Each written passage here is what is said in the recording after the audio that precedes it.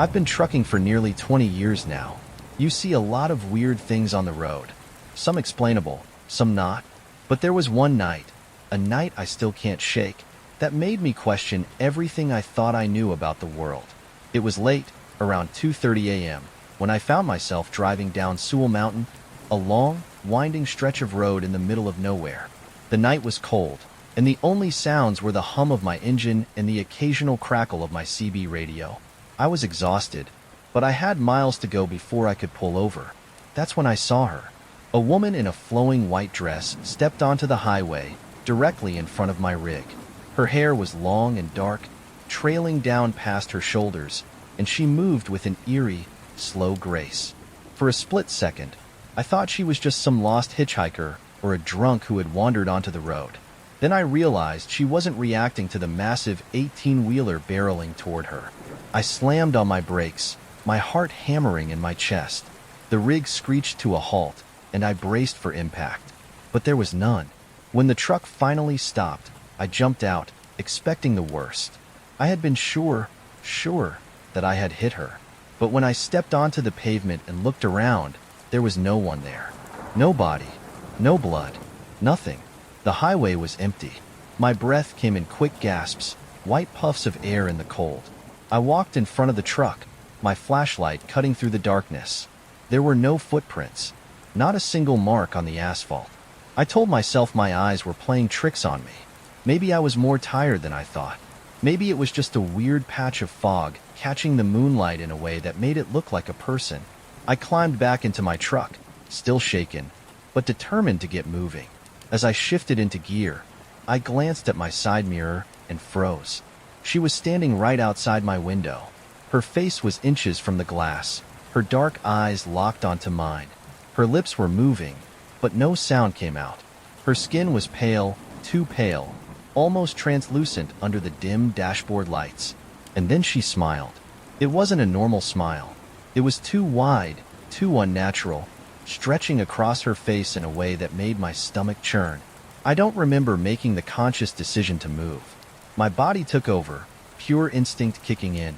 I stomped on the accelerator, the truck lurching forward with a violent jolt. The road ahead was a blur, my hands white-knuckled around the wheel. I didn't dare look in the mirror again. I didn't want to see if she was still there. It wasn't until I reached the next truck stop, nearly 50 miles down the road, that I finally let myself breathe. I pulled in, parked haphazardly, and sat there for a long moment, my fingers still gripping the wheel. I needed to shake this off. It was just a hallucination, a trick of exhaustion. That's what I told myself as I stepped out of the truck and made my way inside. The gas station was nearly empty, just the attendant behind the counter and an older man nursing a cup of coffee in the corner. I grabbed a cup of coffee myself, my hands still trembling as I poured. "You all right, son?" the old man asked. I hesitated, then nodded. "Yeah, just tired, I guess." The old man chuckled. "Saw something on the road, didn't you?" His tone was knowing, and that sent a chill down my spine. I turned to face him fully. "What do you mean?" He leaned forward, lowering his voice. "A woman in white?" I nearly dropped my coffee. How did you know that?" He sighed, rubbing his hands together. "You're not the first trucker to see her. Won't be the last." He gestured toward the counter, where the gas station attendant was listening in. "Ask him. He's heard the stories." The attendant nodded. "Yeah, a lot of guys come in here, shaken up like you. Say they see a woman in white near Sewell Mountain. Some say she walks onto the road.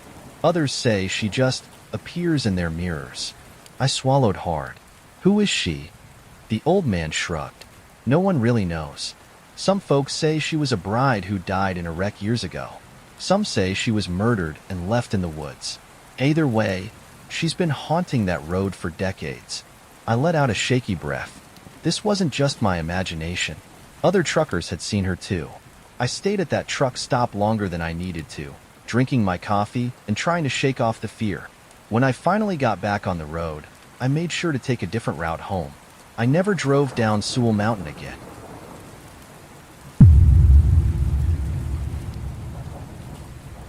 They always told me that if you drive long enough, the road gets into your blood, that the highways carve themselves into your mind. the endless miles stretching out in your dreams. They didn't tell me that those dreams would turn into nightmares. I've been a trucker for over 12 years, crossing nearly every state in the US, as well as long hauls in Canada and even Kuwait and Iraq during my military trucking days.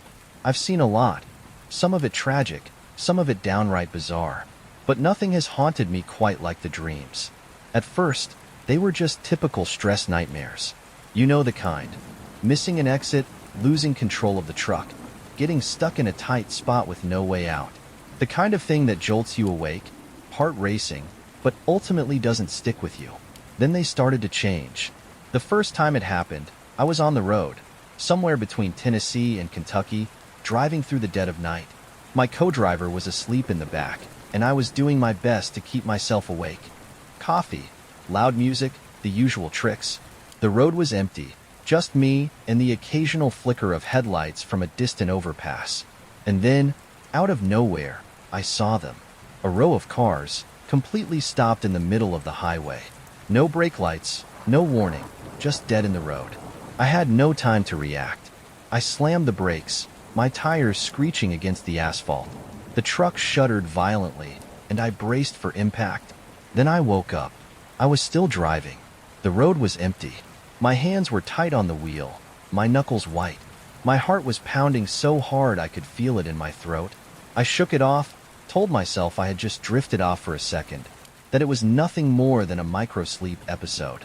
But deep down, I knew something was wrong, because I could still hear it. The sound of my brakes screaming, the crunch of metal. The nightmare didn't stay on the road. That was the worst part. I started having it even when I wasn't driving. I'd be at home, in my own bed, and suddenly I'd be back in the truck, barreling toward a line of stopped cars, helpless to stop. Sometimes I'd see faces in the windows, hollow, staring, mouths open in silent screams. Sometimes I'd wake up just before impact. Sometimes I wouldn't. One night, I woke up gasping for air, covered in sweat, convinced I had just died in my sleep. My girlfriend at the time asked me what was wrong, but how do you explain something like that? How do you tell someone that you feel like the road itself is hunting you? I started talking to other truckers, looking for answers. That's when I learned the truth. I wasn't the only one. Every seasoned trucker I spoke to had the nightmare. Different versions, but always the same concept. A road, a sudden stop, the feeling of inevitability. I've had that damn dream for 20 years, one old-timer told me over coffee at a truck stop in Nebraska. It don't ever go away, just changes a little, makes you think it's new, but it ain't. It's the same damn dream, over and over. I asked him why. Because it's already happened, he said. To all of us. Or it's gonna happen. That stuck with me. I started wondering if the dream wasn't just some random anxiety nightmare. Maybe it was something worse. Maybe it was a warning. One night, while running a long haul from Colorado to Louisiana, I was in the passenger seat while my co-driver took over. I dozed off, but I didn't get the usual nightmare. Instead, I dreamed I was standing outside my truck. The road stretched out in both directions, empty and quiet. But something was wrong. The headlights were on, but they weren't mine. They were from another truck, parked directly in front of me, nose to nose with my rig. The cab was pitch black. I couldn't see inside, but I felt something watching me. The hair on my arms stood up. I wanted to turn around, to get back into my truck, but I couldn't move. The headlights flickered once. Then the truck moved. Not forward, not backward. It lifted straight off the ground, like something was pulling it into the sky. That's when I woke up. Only I wasn't in the passenger seat anymore. I was standing outside the truck, right in the middle of the highway. My co-driver was yelling my name, his face pale as a ghost. He had stopped the truck and jumped out to grab me, said I had opened the door and climbed down like I was sleepwalking. I never sleepwalk. I couldn't explain it. I didn't want to explain it. After that, I stopped sleeping on the road. Catnaps only. Short bursts of rest at truck stops. Anything to keep the nightmares at bay. But they still come. They always come. The last one I had was different, though. This time, I wasn't the one driving. I was in the passenger seat again, but the truck was moving on its own. The wheel turned, the gears shifted, but there was no one in the driver's seat. Then I saw the road ahead. It wasn't empty this time. There was a truck, My truck? It was me, driving toward myself. I tried to yell, to tell the other me to stop, but I had no voice. The headlights flashed. The two trucks collided. I woke up choking on my own breath, my whole body shaking. That was 3 weeks ago. Now, every time I get behind the wheel, I wonder, how do you outrun something that's already happened? Or worse, how do you escape something that's still waiting for you?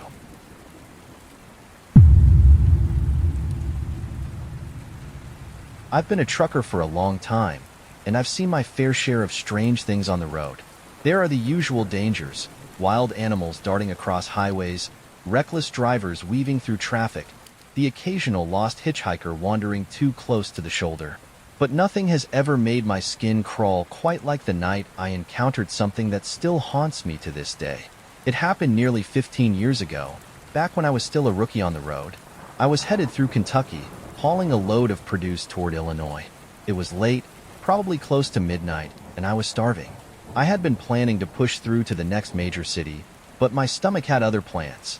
I spotted the glowing lights of a small truck stop just off the highway, one of those middle-of-nowhere places with a single gas station, a diner, and a convenience store all packed into one. It didn't look like much, but it was open, and that was good enough for me. I pulled my rig into the lot, killed the engine, and made my way inside. The place was nearly empty, save for a couple of other truckers sitting at the counter and a woman in a ragged dress nursing a cup of coffee in one of the booths. I grabbed a burger and some fries, paid for my food, and took a seat near the window. That's when the woman approached me. She was small, maybe 5'3", with stringy brown hair and hollow cheeks. Her eyes were dark, sunken, and filled with something I couldn't quite place. "I put his body in the river," she said. I blinked, mid-bite. "What?" She smiled, a slow, eerie smile that sent a chill down my spine. "It's in trash bags." I laughed awkwardly, thinking she had to be joking, but there was no humor in her eyes. She just stood there, staring at me like she was waiting for a response. I glanced around the diner, but no one else seemed to notice. The waitress kept wiping down the counter, the other truckers kept eating, and it was like I was the only one who heard her. I forced a polite smile. You okay, ma'am?" She tilted her head. "Don't you want to see?" I shook my head, suddenly very aware of how quiet the diner had become. "No, thanks." Her smile widened. Then, without another word, she turned and walked out the door. I let out a breath I hadn't realized I'd been holding and tried to shake off the encounter. Just some crazy lady, I told myself. Probably homeless, probably high on something. Nothing to worry about. I finished my meal quickly, paid my tab, and headed back to my truck. I told myself I was just being paranoid, but my gut told me to move fast. As I climbed into my cab, I glanced toward the edge of the parking lot. The woman was still there, standing in the shadows just beyond the glow of the streetlights, watching me. I locked my doors. I sat there for a minute, gripping the steering wheel, waiting for her to move, but she just stood there. I told myself I was overreacting. I started my truck, checked my mirrors, and prepared to pull out. That's when I heard it. A rustling from inside the cab, a sound that sent a wave of ice down my spine. I turned my head slowly, my breath catching in my throat. The back seat. Something moved. My pulse thundered in my ears as my eyes adjusted to the darkness. At first, I thought I was imagining it. Then I saw it. A figure, hunched in the shadows of my sleeper cab. I didn't think. I reacted. I lunged for the door handle, throwing myself out of the cab and onto the pavement. My knee hit the ground hard, but I barely felt it. I scrambled to my feet and backed away from the truck, my heart hammering. Then I saw him, a man, tall and thin, slowly emerging from the back of my cab. He moved unnaturally, like his limbs were too long for his body. His clothes were dirty, torn in places, and his face. God, his face. Sunken eyes, stretched skin, a mouth twisted into something between a grin and a snarl. And in his hand, glinting in the dim light, a knife. I stumbled back another step, my breath coming in short gasps. The man just stood there, staring at me, gripping the handle of the knife like he was debating what to do next. Then, out of nowhere, the woman from before called out, Not him. The man froze. I turned my head slightly, just enough to see her still standing in the shadows. She was watching us, her expression unreadable. The man hesitated. Then, slowly, he lowered the knife. Without a word, he stepped down from my truck and started walking toward her. I couldn't move. I wanted to run, to get inside my truck and drive as far away as possible, but my legs wouldn't work. I could only watch as the two of them disappeared into the night. I don't know how long I stood there before I finally snapped out of it. My hands were shaking as I climbed back into my truck, my skin crawling at the thought of how close I had been to death. I locked the doors, turned the ignition, and got the hell out of there. I didn't stop until I was 100 miles away. Later, when I told some other truckers about it, one of them told me a story. "Yeah, I've heard about them," he said. "They call her the siren. She picks a target, lures him in, and when they're alone, that guy, her partner, finishes the job. They've been doing it for years, always moving, always changing locations. Most folks who run into them don't live to talk about it." That night, I checked my truck from top to bottom before climbing in. I double-checked my locks, and ever since then, I've made it a rule. No matter how tired I am, no matter how safe the area looks, I always check the back seat before I drive.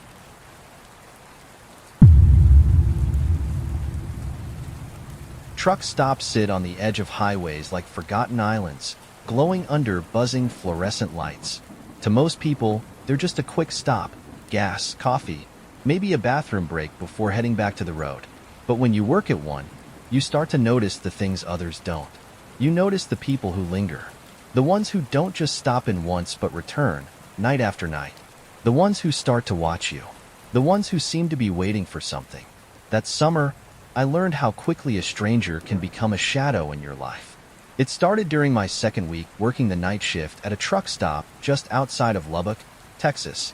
I was 19, working the register to save up for school, and spending most of my shifts fighting boredom. It wasn't bad work, just long hours, endless restocking, and the occasional trucker who thought a teenage cashier was interested in his road stories. Then he showed up.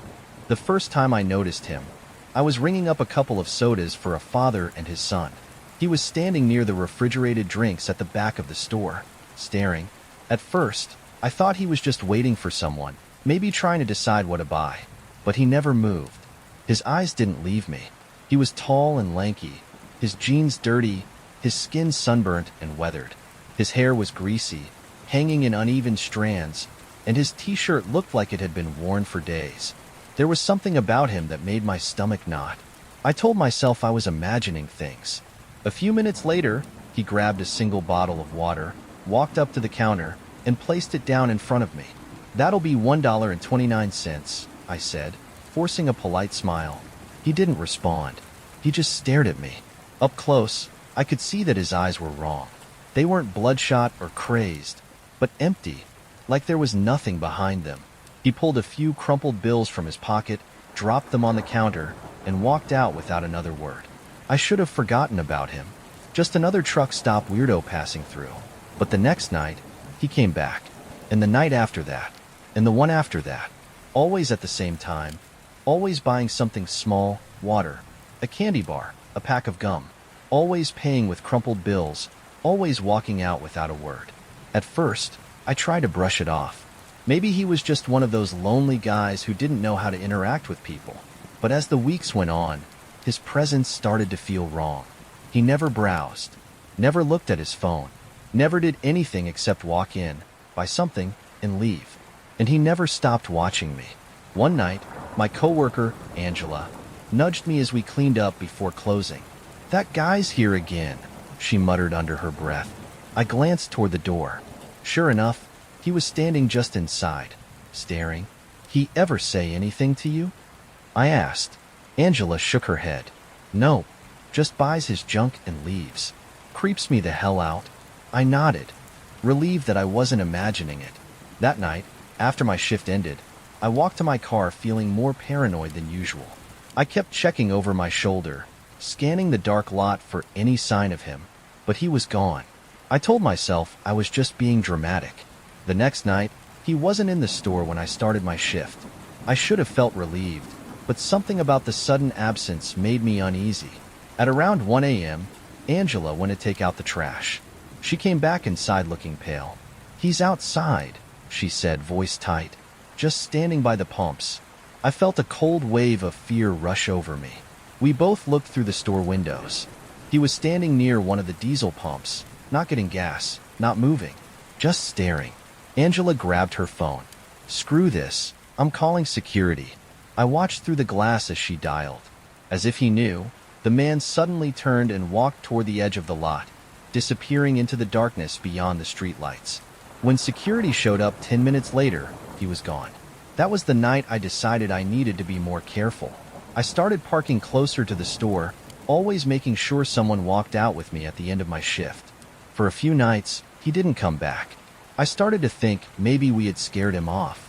Then, one night, I left the store at 3 a.m., exhausted and ready to go home. The parking lot was mostly empty except for a couple of parked rigs and my car near the front. I got in, locked the doors, and started the engine. Then I glanced in my rearview mirror, and he was there, sitting in my back seat. I don't remember screaming. I don't remember throwing the door open. All I remember is bolting out of my car so fast that I nearly tripped over my own feet. Angela was still inside. I ran back to the doors, slamming my fists against them. She opened them just as I heard my car door creak open behind me. I turned. The man stepped out of my car. He didn't run. He didn't lunge. He just stood there, watching.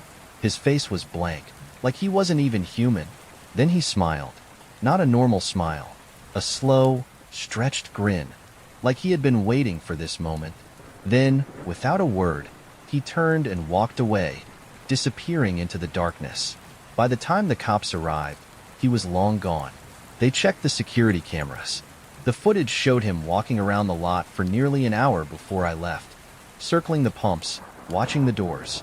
Then, at some point, he had simply vanished from view. I never saw him again after that. For the rest of the summer, I worked during the day. I didn't walk to my car alone. I didn't let my guard down. But every night, before I got into my car, I checked the back seat. And I still do.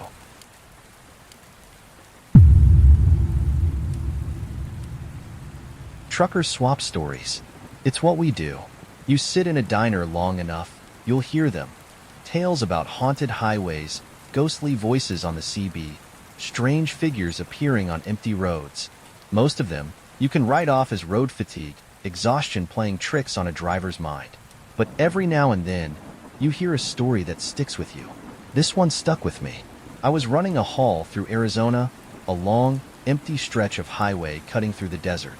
It was late, around 2 a.m., and I had a good 6 hours to go before I planned to stop for rest. The road was quiet, just the occasional car passing in the opposite direction, their headlights flashing for a moment before disappearing into the darkness. That's when I saw her, a woman, walking along the side of the highway.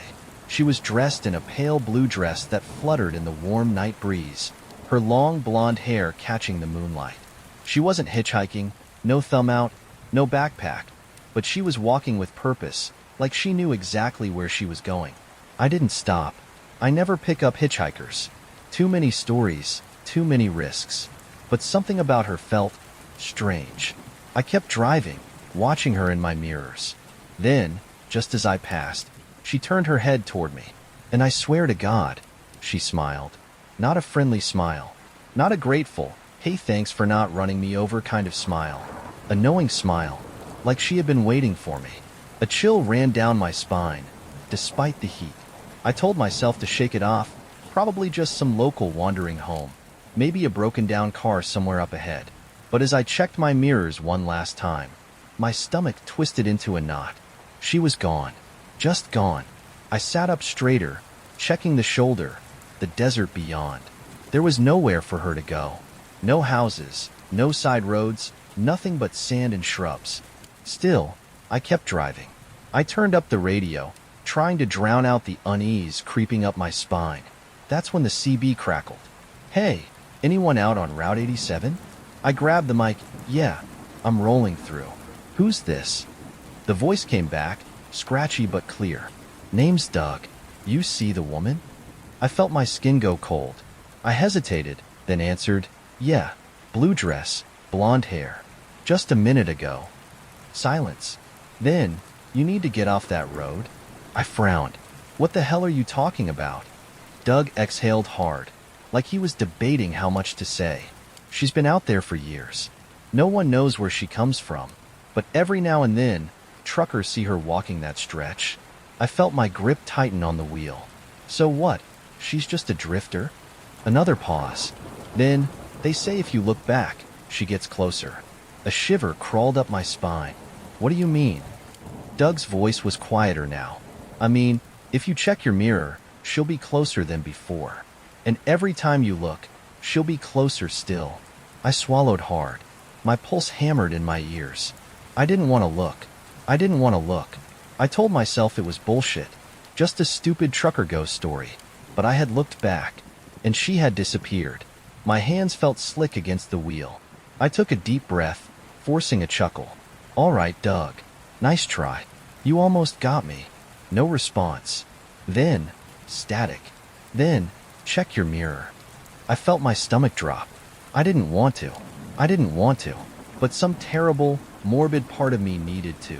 Slowly, I shifted my eyes to the side mirror, and my heart nearly stopped. She was there, not far behind me on the highway, not standing where I had last seen her. She was right at the edge of my trailer, walking faster now, her eyes locked onto mine in the mirror. Her mouth curved into that same smile. I ripped my gaze away, my chest tight with panic.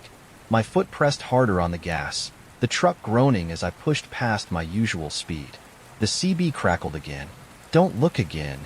Doug's voice was firm now. You hear me, driver? Do not look again. I kept my eyes straight ahead, focusing on the road, on the hum of the engine, on anything but the mirrors. The minutes stretched. My pulse slowed, but my hands still shook. I needed to get off this road. A few miles later, I saw the glow of a truck stop up ahead. The lights felt like salvation, like safety. I pulled in fast, parking between two big rigs, and cut the engine. I sat there for a moment, breathing hard, trying to shake the feeling that she was still out there, that if I looked in the mirror, she'd be standing just outside my truck, watching. I forced myself to get out, heading into the diner attached to the stop. The place was half empty, just a few drivers nursing their coffee. I ordered a cup myself, sat down, and tried to calm my nerves. That's when I saw him. Doug. He was sitting at the counter, an older guy, maybe late 50s, with a thick beard and tired eyes. He looked up as I sat down. You didn't look again, did you? He asked. I shook my head. His shoulders relaxed. Good. I leaned forward. What the hell was that? Doug exhaled, rubbing his face. Nobody knows. She's been out there for decades. Some say she was a hitchhiker who got picked up by the wrong driver. Others say she's something older than that. He paused, stirring his coffee. But every trucker who's seen her says the same thing. I swallowed hard. What's that? Doug met my eyes. She's always smiling. I never took that highway again. And to this day, no matter where I'm driving, if I see someone walking along the side of the road at night, I don't look back.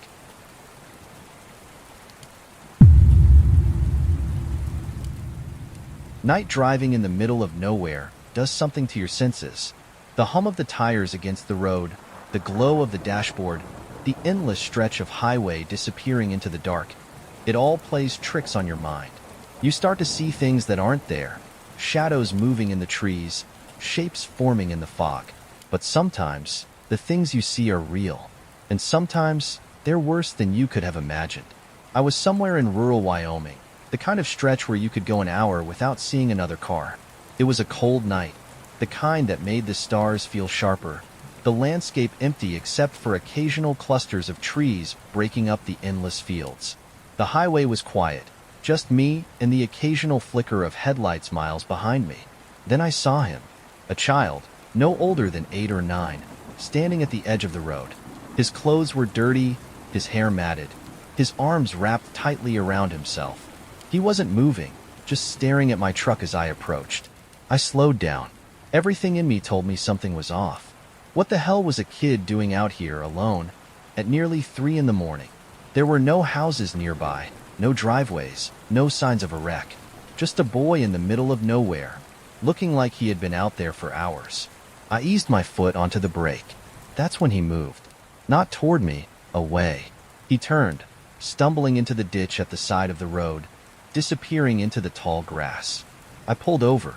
My headlights flooded the ditch with pale yellow light, but I couldn't see him anymore. I sat there, my hands tight on the wheel.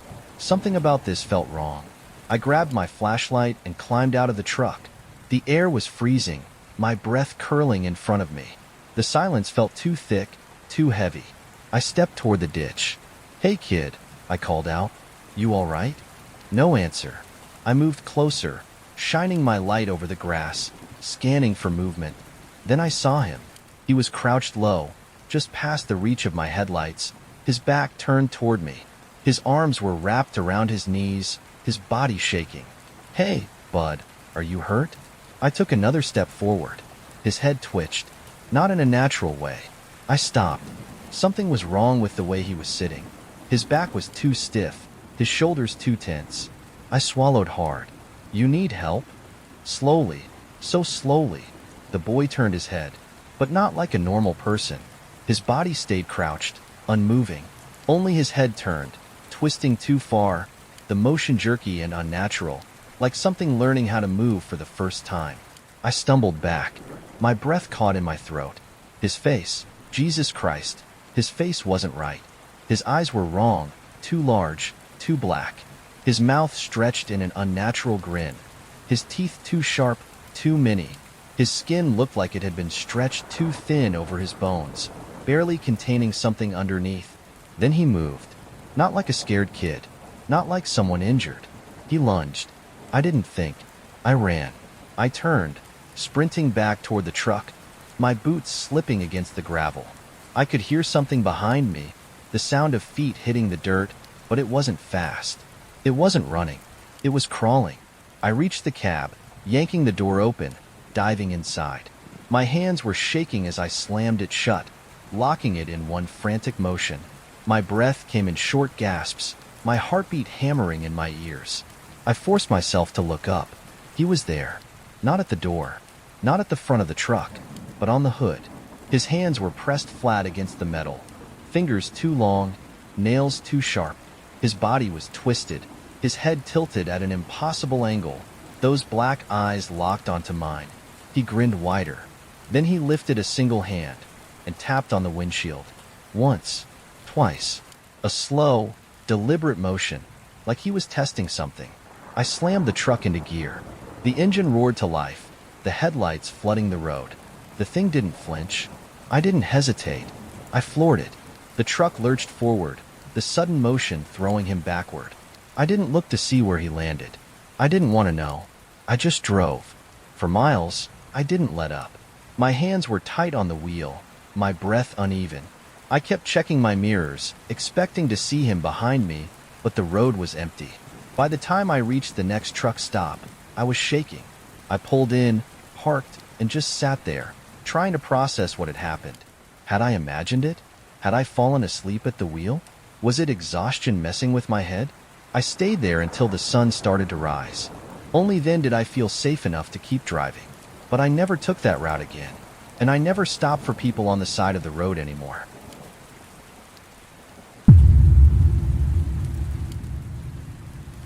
I've spent enough years on the road to know that sometimes you run into things that don't make sense. The world's got corners that don't fit into maps, roads that lead to places no one talks about, and people, things, that seem to step right out of some forgotten nightmare. This happened to me about 10 years ago in a small town in Missouri, the kind of place that barely makes a dent on a highway sign. It wasn't even my planned stop, just one of those unexpected detours that happen when you're chasing a deadline and the weather decides to turn against you. A storm had rolled in fast. 1 minute, the sky was clear. The next, thick clouds swallowed the stars, and the wind picked up, howling like something alive. I was trying to push through, but my rig was getting tossed around like a toy. Visibility dropped to almost nothing, and I knew I had to pull over. The only place to stop was a tiny town that wasn't even marked on my GPS. A couple of old buildings, a single gas station, and a church with a graveyard right next to it. I pulled into the gas station, killed the engine, and rubbed my tired eyes. The storm was still raging, rain hammering against the windshield. I figured I'd grab a coffee, maybe wait for the worst of it to pass. I climbed out of the cab and made a run for the station. Inside, the place was nearly empty. Just the old guy behind the counter and a single woman sitting near the window. She looked ancient, her skin pale and wrinkled, her eyes sharp despite her age. She was dressed in old-fashioned clothes, the kind you'd expect to see in black and white photos: long skirt, high-collared blouse, lace gloves. She was staring right at me. I nodded politely and grabbed a cup of coffee. As I paid, the old man behind the register spoke without looking at me. "You should get back in your truck, driver." I frowned. "Storm's bad.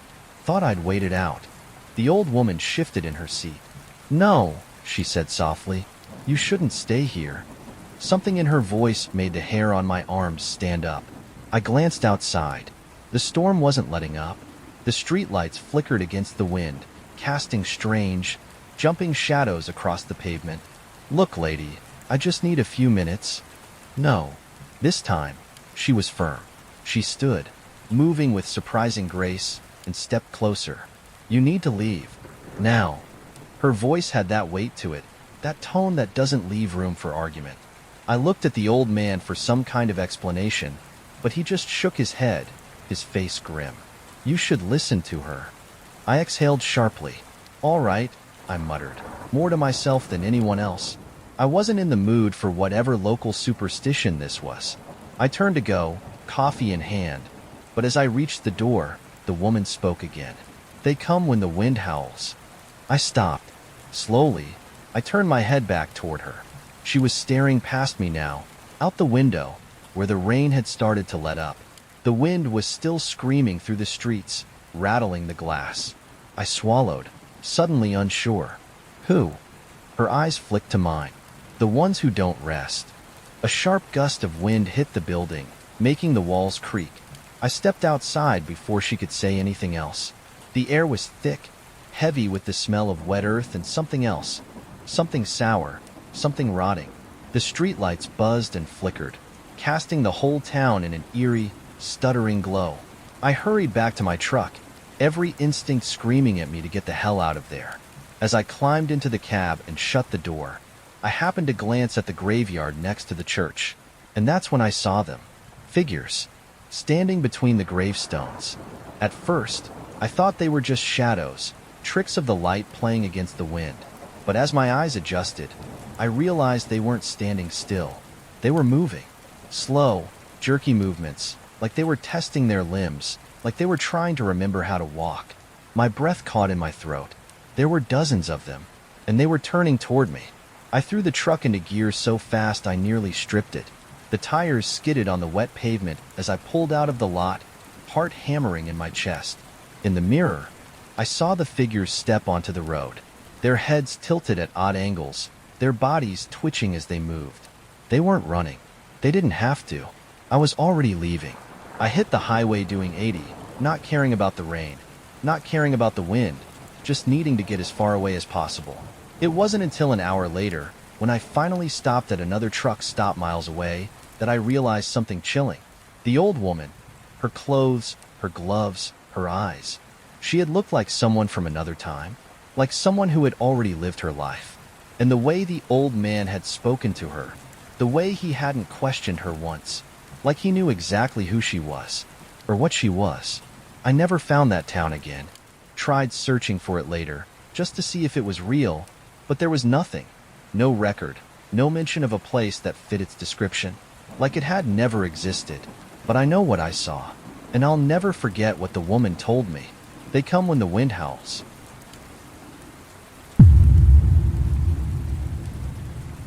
Long-haul trucking will teach you a lot about the road. You get to know which highways feel safe, which ones always have bad weather, and which stretches of road seem to shift when you're not looking. But there are some things the road teaches you that you can't explain. I was running a route through West Texas, the kind of empty stretch where you can go hours without seeing another car. It was past midnight, and the highway was straight and lonely, just me and the steady hum of the rig beneath me. Then the fog rolled in, not the kind of light mist you see early in the morning. This was thick, unnatural, swirling in dense patches that stretched across the road. My headlights barely cut through it, and even though I was used to driving in bad conditions, something about this fog felt wrong. I slowed down. That's when I saw the lights. At first, they were just two red glows in the distance, barely visible through the fog. Brake lights. Another truck, maybe a few hundred yards ahead, moving slow. I figured the driver was being cautious, just like me.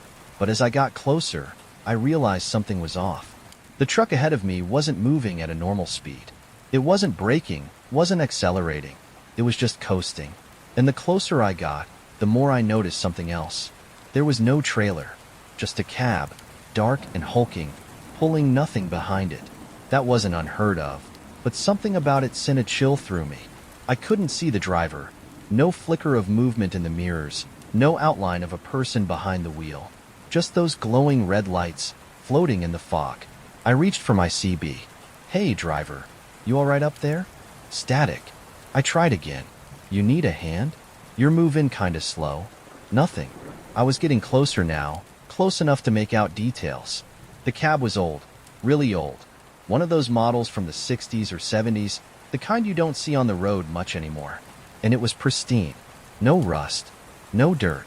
Not a single scratch. Like it had just rolled off the assembly line.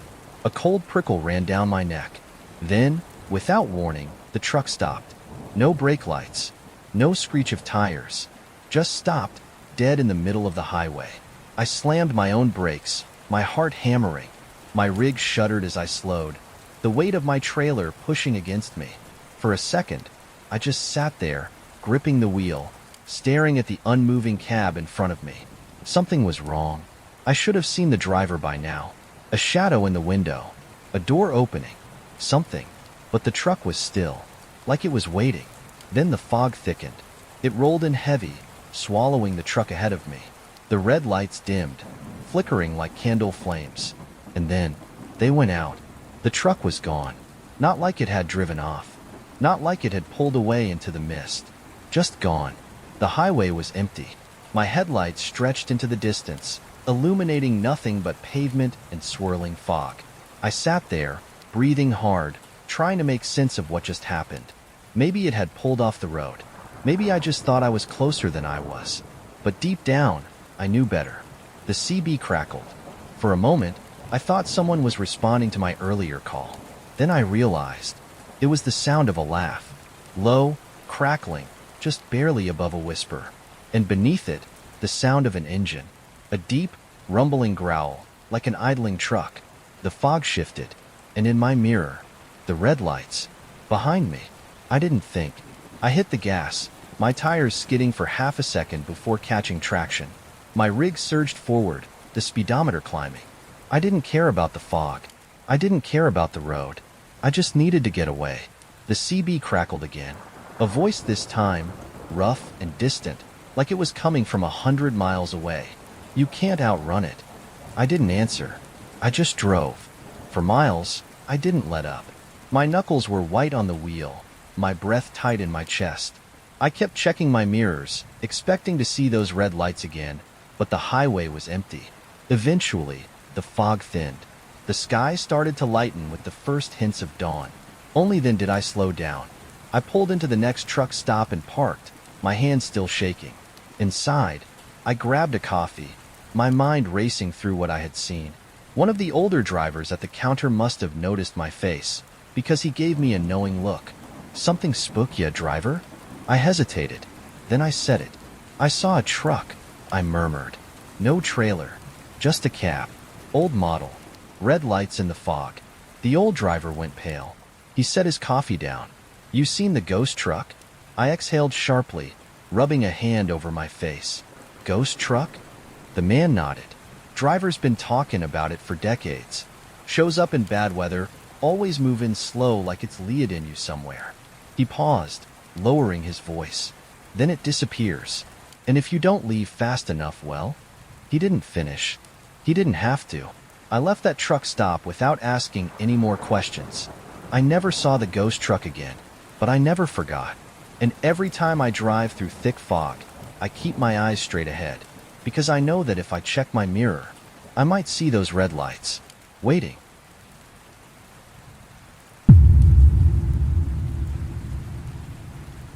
Highways feel different at night. The world narrows down to the stretch of road in front of you. Everything else swallowed by darkness. You stop thinking of exits and mile markers and start focusing on headlights. Who's ahead? Who's behind? Who's been following you for too long? That's how I knew something was wrong that night. I was running a haul through the Midwest, mostly back roads, trying to shave some time off my route. It was after midnight, and I was cruising along an empty stretch of highway. Just me, my rig, and the endless dark. Then I saw the headlights in my mirror. At first, they were just distant orbs of light, barely visible past the curve of the road. But something about them sent a prickle up my spine. One was missing. The vehicle behind me only had one headlight. I didn't think much of it at first. A busted light wasn't exactly rare. Probably just some old beater of a car, trying to get where it was going. But something felt off. It wasn't getting closer. It wasn't falling back. It was just there, keeping pace with me, never too far, never too close. I switched lanes. So did it. I slowed down. So did it. I sped up, pushing my rig past my usual speed limit. The one headlight stayed with me. By this point, my pulse was pounding in my ears. My hands were tight on the wheel, my gut telling me this wasn't just some random car. I flipped on my CB, hoping someone else might be on this road. Breaker, breaker. Anyone got eyes on Route 44? I got a tail, one headlight, been pacing me a while. Static. Then, a voice crackled through. Get off that road. I frowned. Come again? The voice was raspy, like the guy had been smoking for 50 years. Get off now, driver. I felt a cold weight settle in my stomach. You know something I don't? A long pause. Then, it's not a car. I stared at the mirror. The one headlight was still there. Closer now. My hands went ice cold. The hell you mean it's not a car? The CB hissed. They don't got a name for it. Just call it the one headlight. It shows up on these roads every few years. Follows people. My breath hitched. And then? The voice was grim. And then they don't get where they're going, Dot. I looked at the mirror again. Too close now. Much too close. It had closed half the distance between us in the last 30 seconds, but I hadn't seen it move. I couldn't make out the vehicle. Just the light. Like there was nothing attached to it. I slammed the gas pedal. My rig groaned, tires gripping the pavement as my speed climbed. I didn't care about getting pulled over. I didn't care about the weight I was hauling. I just needed to go. The one headlight kept up. My stomach twisted. I'd never seen a car move like that. No swaying, no bumping, no struggle. Just gliding along the asphalt, perfectly smooth. Then it got closer and closer. The CB crackled again. Don't look at it, driver. Don't let it see you. The voice sounded afraid. I felt something deep in my chest tighten. I kept my eyes on the road, my fingers locked around the wheel. And that's when I heard it. A sound that shouldn't have been possible over the roar of my engine and the rush of the highway. A whisper, right outside my window. I clenched my teeth, refusing to look. The whisper got louder. A raspy voice, just beneath the howl of the wind. Pull over. I gripped the wheel so hard my knuckles turned white. I wasn't imagining this. It was real. The light was right beside me now, glowing impossibly bright, illuminating the side of my truck. A shape flickered in my peripheral vision. Tall. Wrong. Not sitting inside a car. Standing beside my truck. Keeping pace. My whole body screamed at me to look, to see what was out there. But I didn't. I slammed my fist against the horn, the blaring noise cutting through the night. The whispering stopped. The light vanished. I kept driving. Didn't slow down. Didn't check my mirrors. It wasn't until I saw the neon glow of a 24-hour diner up ahead that I finally let myself breathe. I veered into the lot, yanking the wheel hard, my tires screeching against the pavement. I killed the engine and sat there, hands shaking, heart hammering against my ribs. The road behind me was empty. No headlights. No cars. Nothing. I stumbled into the diner, needing to be around people, needing to hear voices that weren't whispering at me from the dark. The waitress gave me a strange look as she poured my coffee. You all right, hon? I didn't know how to answer that. An old man at the counter glanced at me, then back at his plate.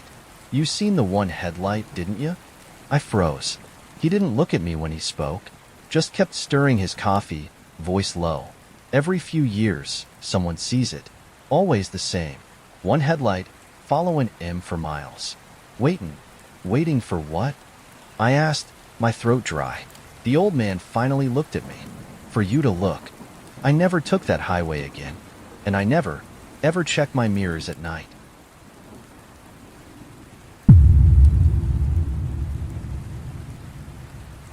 Truck stops feel safe when you're inside them. Bright lights, cameras, people coming and going. But step outside, into the parking lot, and everything changes. The darkness feels heavier. The silence stretches too long between passing cars. And sometimes, you get the feeling that someone is watching. I learned that the hard way. I was 19 when I started working nights at a gas station off the highway. It wasn't a bad job, slow most of the time, except for the occasional rush of truckers and late-night travelers. I liked it well enough. Until he showed up. The first time I noticed him, it was around 1 a.m. The place was quiet, just me behind the counter and a few truckers grabbing coffee before heading back on the road. I was restocking cigarettes when I glanced up and saw him standing just outside the glass doors. He wasn't coming in. He wasn't getting gas. He was just standing there, staring, tall, wiry, with sunken cheeks and a shaved head. He wore a dirty blue jacket, zipped up to his throat, despite the heat. I felt an immediate wave of unease. I tried to ignore him, finishing up my task, but every time I looked up, he was still there, just staring. Finally, after what felt like forever, he walked away, disappearing into the darkness beyond the pumps. I told myself it was nothing. Maybe he was a drifter. Maybe he was just deciding whether to come inside. But then he came back. The second time was worse. A week had passed, and I had almost forgotten about him. It was another slow night, just me and the hum of the refrigerators. Around 2:30 a.m., I stepped outside to take a smoke break. The lot was empty except for a single truck parked near the back, engine off, its trailer dark. Then I saw him, leaning against the side of the building. Too close, too quiet. I hadn't even noticed him when I stepped outside. He must have been there, waiting. He didn't move, didn't say a word, just stood there, hands in his jacket pockets, watching me. I froze, my cigarette halfway to my lips. My gut told me to go back inside, to lock the doors, but I didn't want to seem afraid. So I forced a nod. You need something? He smiled. A slow, stretched out grin. Just waitin'. His voice was low, hoarse, like he hadn't spoken in days. I swallowed hard. For what? He didn't answer. I crushed my cigarette under my shoe and turned back inside, locking the door behind me. I watched him through the glass, my pulse hammering. He stayed there for a while, smiling. Then, slowly, he walked away again. But I didn't feel relieved, because something told me he wasn't leaving. The third time, I almost didn't make it home. It was 2 weeks later. I had started dreading my shifts, feeling uneasy the moment the sun went down. I told myself I was being paranoid, that he was probably just some harmless drifter. But that night proved otherwise. The gas station was completely empty. No truckers, no customers, just me and the buzzing lights. I was wiping down the counter when I heard it. A knock, not at the door, at the glass beside the register. I turned, and there he was, standing just inches from me. His hands were pressed against the glass, his fingers long and thin. His breath fogged the window as he grinned. I stumbled back, my heart slamming against my ribs. He tapped the glass. Let me in. My hands were shaking as I reached for my phone, ready to call the cops. Then he laughed. A dry, wheezing chuckle. You really think that'll help? I didn't answer. He leaned closer. You leave at 4 a.m., right? I felt the blood drain from my face. I had never told anyone my shift schedule. I fumbled for my phone, but by the time I looked up, he was gone. I ran to the doors, locking them even though I knew it wouldn't do much. My hands were clammy as I dialed the police, trying to steady my breath. A deputy showed up 20 minutes later. I told him what happened, but by then, the lot was empty. No security cameras. No witnesses. Nothing. The deputy gave me a look like he'd heard this before. You should get someone to walk you to your car when you leave, he said. I nodded, my throat too tight to speak. He lingered outside for a while, then left. I spent the next hour watching the windows, heart pounding at every shadow. Then, at exactly 4 a.m., I forced myself to leave. I kept my keys clutched in my fist as I walked to my car, my breath fogging in the cold air. I checked under the car, checked the back seat, locked the doors the second I got inside. The lot was empty. I started the engine, exhaling in relief. Then, in my rearview mirror, movement. From the back of the lot, near the parked trailers, a dark figure, stepping out from behind one of the trucks. I didn't wait. I slammed the gas, tires screeching as I peeled out of the lot. My hands were shaking as I sped down the highway, checking my mirrors every few seconds. But he never followed. He didn't have to, because he knew my schedule. He knew where I worked. And worst of all, he knew where I lived. I quit the next day. Didn't even pick up my last paycheck. Just packed up and left town, staying with my cousin 2 states over until I could figure things out. But to this day, I still get that feeling sometimes. That someone is watching. That someone is waiting. And every night before I go to bed, I check my locks. And I check the windows. Because some people never stop looking. And some people never stop waiting.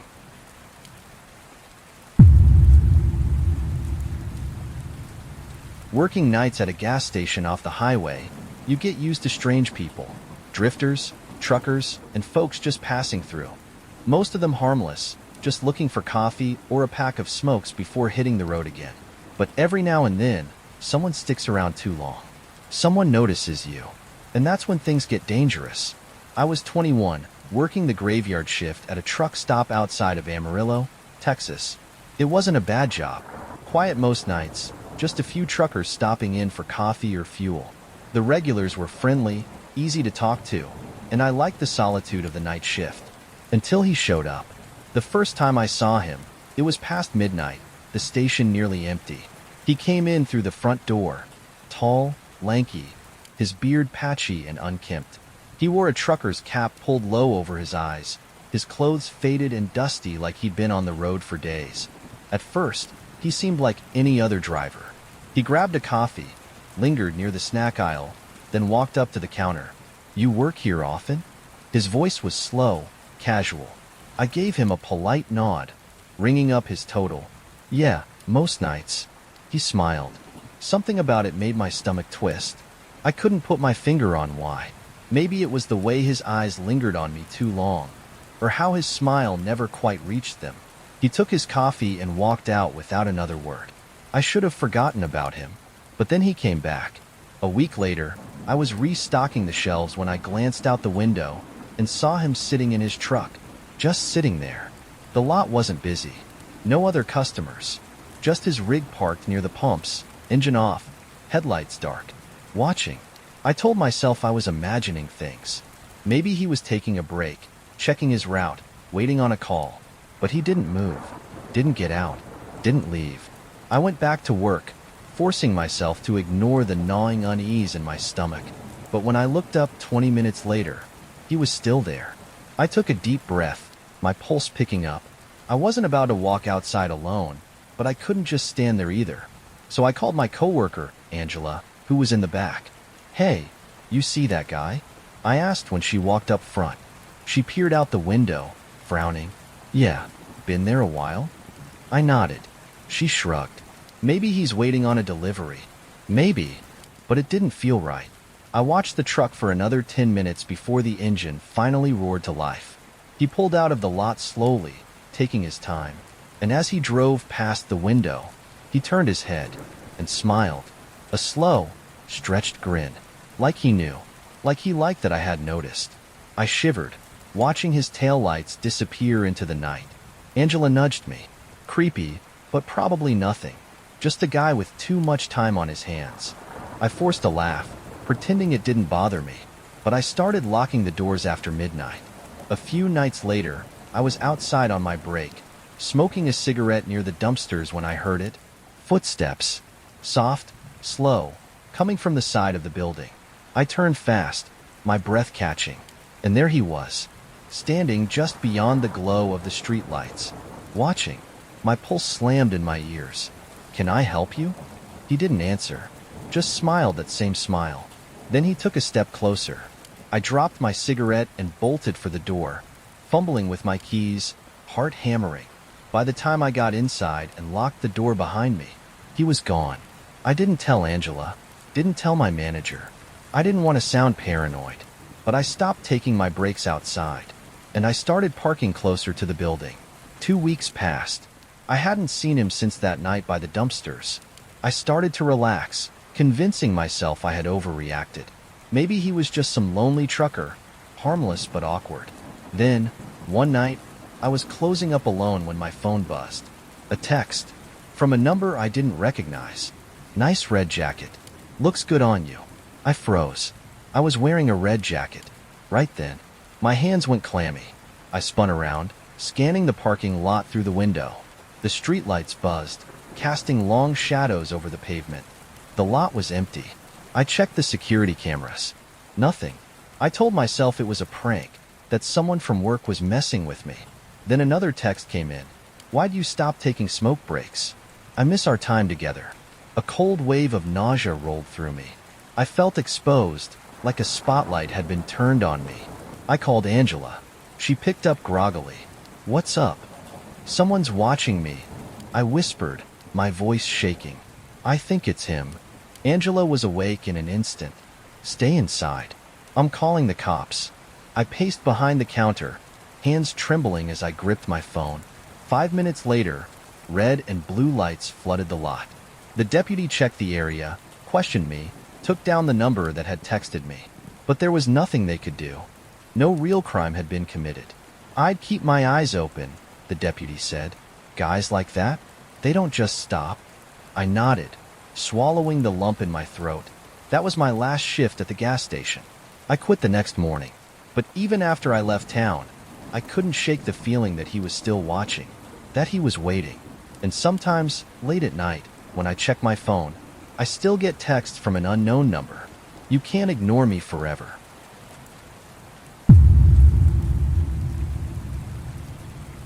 There are roads that feel safe, roads that feel cursed, and then there are roads that feel like they shouldn't exist at all, like they were carved out of some forgotten place, untouched by time or light.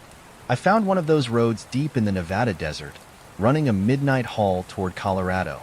I've done night drives my whole life, and they don't scare me. I like the quiet, the open road, the way the world disappears into black. But that night, the quiet felt wrong. The road was empty for miles. No headlights behind me, no taillights ahead. Even the desert itself felt abandoned. No distant houses, no gas stations, just an endless stretch of cracked asphalt and the occasional rusted road sign. Then I saw them. At first, they were just shapes on the side of the highway. People. At least, they looked like people, standing perfectly still on the shoulder. I slowed down, my heart thudding in my chest. I don't like stopping for strangers, not out in the middle of nowhere, but if someone was stranded, I couldn't just leave them. Then I saw the second one, a few yards ahead of the first, standing the exact same way. Then another, and another.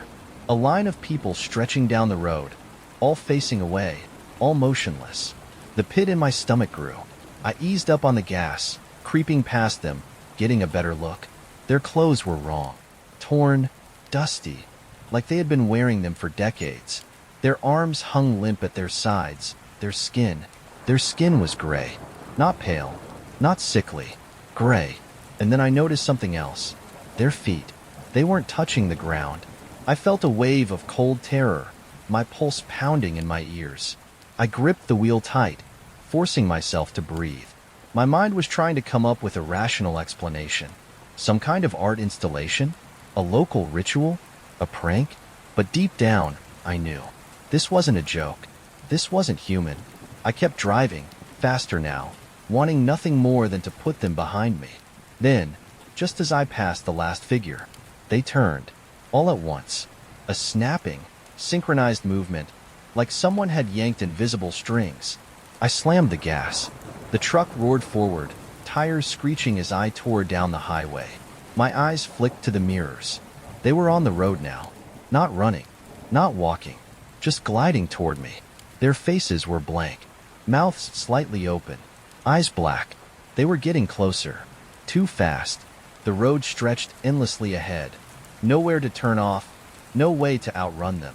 My truck was pushing 80, 85, 90, faster than I should have been going with a full load. But they didn't fall behind. They didn't slow down. They didn't stop. I gritted my teeth, forcing myself not to look in the mirror again. My fingers were white-knuckled on the wheel. My breath came in quick, shallow gasps. And then, just as suddenly, the road changed. Like a switch had flipped, the figures were gone. I blinked hard, my hands shaking. The road was empty. The desert was empty. There was nothing behind me but open highway. I didn't slow down. Not for miles. Not until I saw the neon glow of a truck stop ahead, the lights of salvation in the blackness.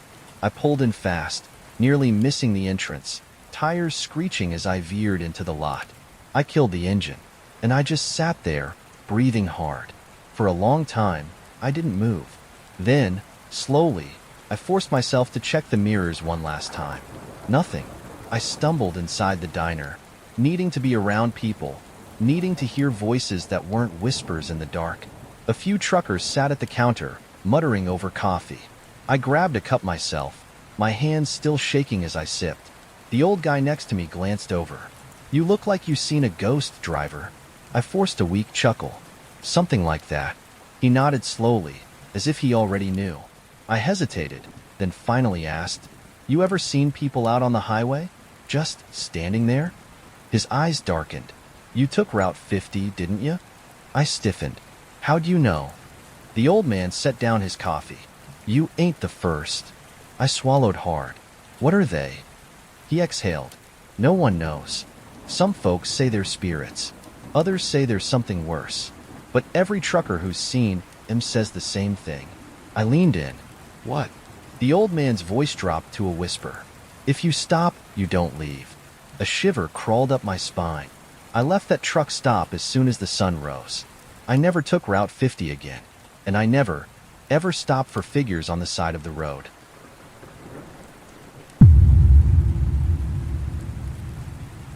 Truck stops are supposed to feel safe.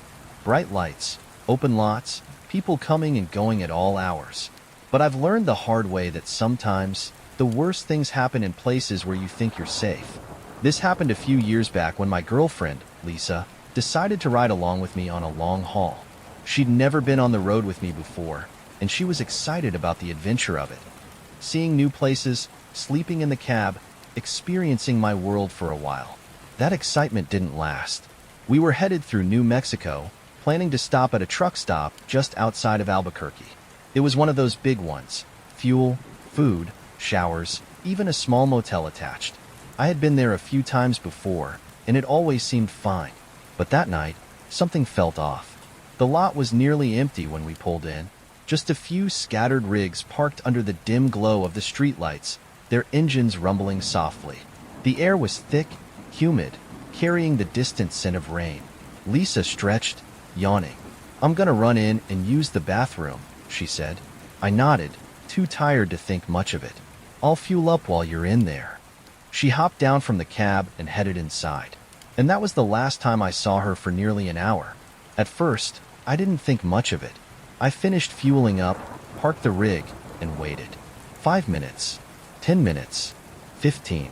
I checked my watch, frowning. Maybe she had stopped to grab a snack? I grabbed my phone and sent her a quick text. "You good?" No response.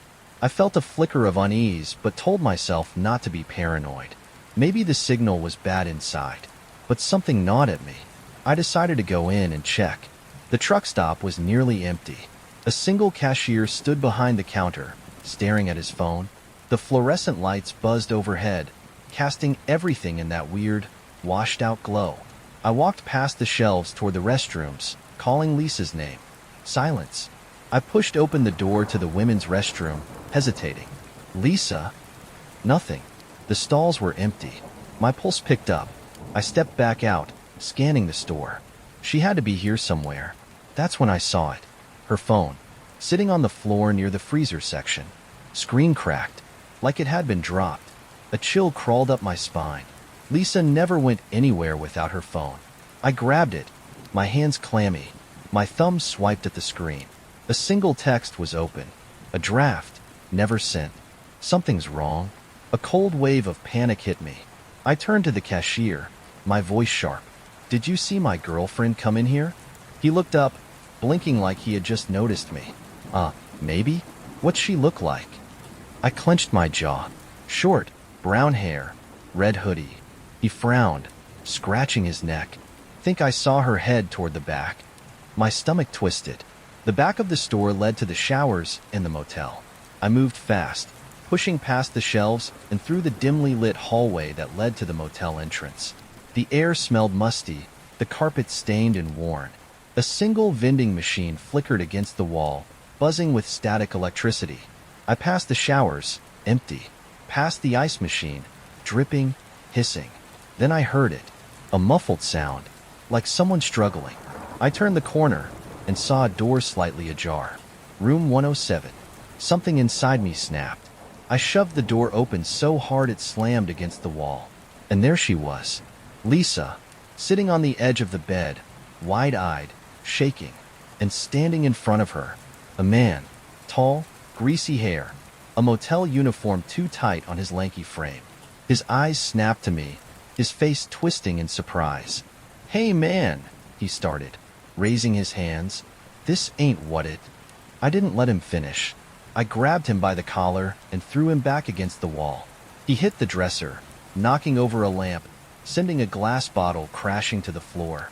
Lisa bolted up, rushing to me, her breath coming in ragged gasps. He said the bathroom was closed," she stammered. "Told me to use the one in the motel?" I didn't need to hear the rest. I turned back to the man, who was scrambling to his feet. His eyes darted toward the nightstand, toward a knife sitting on top of it. I moved first. I grabbed the motel phone and smashed it across his face. He stumbled back, clutching his nose as blood spattered across the ugly floral comforter. Then Lisa and I ran. We didn't stop until we reached the truck. I threw the doors open, practically shoving her inside. My hands fumbled with the keys, my breath coming fast. I started the rig, peeling out of the lot so fast the tires skidded. Only when we were miles down the road did I finally let myself breathe. Lisa was shaking. I grabbed her hand, squeezing it tight. "He was waiting," she whispered. "He was just waiting." The realization made me sick. If I hadn't gone in after her, if I had waited just 5 more minutes, I don't even want to think about it. The cops didn't do much. We filed a report, gave descriptions. They said they'd look into it. I checked the news for weeks afterward, but I never saw anything. But I know that guy had done it before, and I know he'll do it again. Lisa doesn't ride with me anymore, and I don't ever stop at small-town motels.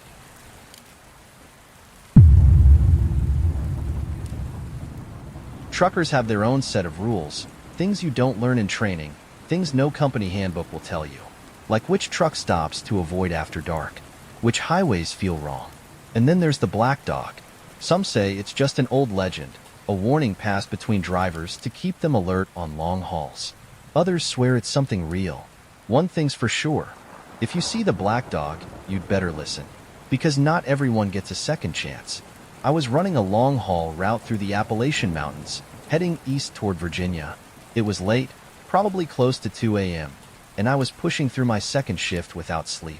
I'd done it plenty of times before, but that night, the exhaustion hit harder than usual. The road twisted through dense forest, the only light coming from my high beams. The trees loomed tall on either side, their branches swaying in the wind. The highway was dead empty, no cars ahead, no taillights behind. That's when I saw it.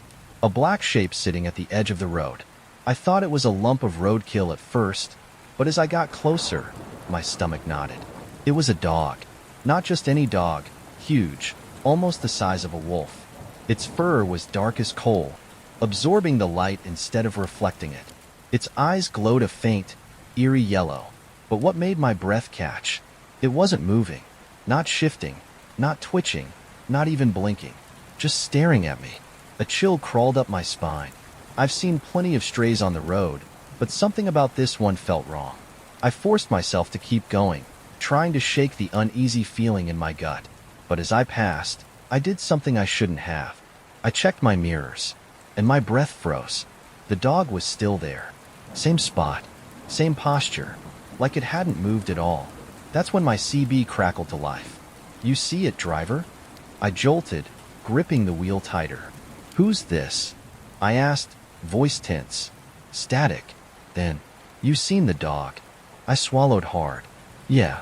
So?" Silence. Then the voice came back, slow and serious. "Pull over."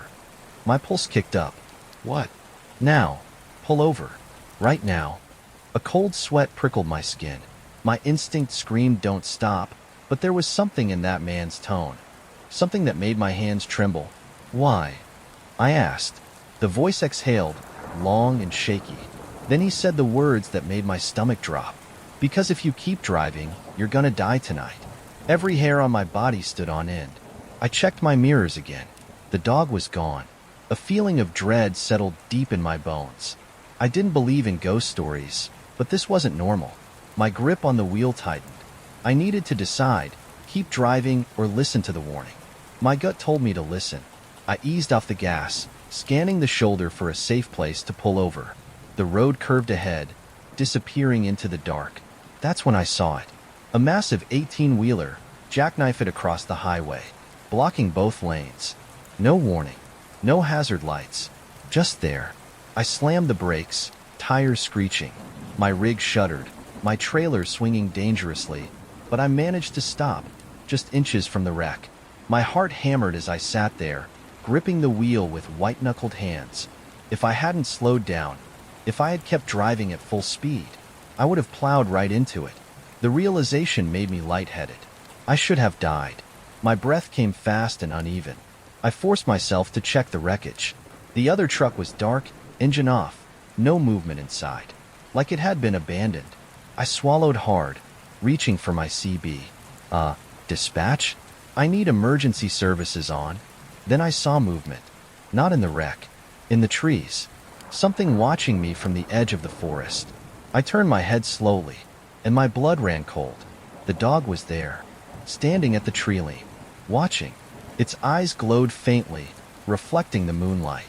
Its head tilted slightly, like it was waiting for something. I didn't breathe. It held my gaze for what felt like an eternity. Then, as silently as it had appeared, it turned and walked away, disappearing into the darkness. I don't remember calling for help. I don't remember the emergency crews arriving. All I remember is sitting in that truck, staring at the place where the dog had been. The paramedics said the driver of the wreck had fallen asleep at the wheel, that his truck had been there for hours. If I hadn't slowed down, if I hadn't seen the black dog, I would have been dead. I never told anyone about that night. Never asked around, never tried to find answers. But I've talked to enough truckers over the years to know I'm not the only one. The black dog shows up before accidents, before disappearances, before tragedies. Some say it's a warning. Others say it's death itself, deciding whether or not to take you. But I know one thing for sure. If you ever see it, listen to what it's telling you. Because if you don't, you won't live to tell the story.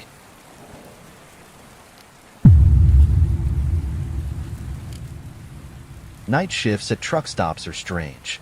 They feel safe enough inside. Fluorescent lights humming, coffee pots steaming, the occasional trucker coming through to stretch their legs. But once you step outside, everything changes. The world shrinks down to the empty lot, the dark highway beyond. The feeling that something is just out of sight. Watching. Waiting. I used to think I was just being paranoid. Until I met him. I had been working the graveyard shift at a truck stop off I-40 for about 6 months. It was an easy job. Stock the shelves, ring up coffee and snacks, mop the floors when the place got slow. Most nights, I was the only one there.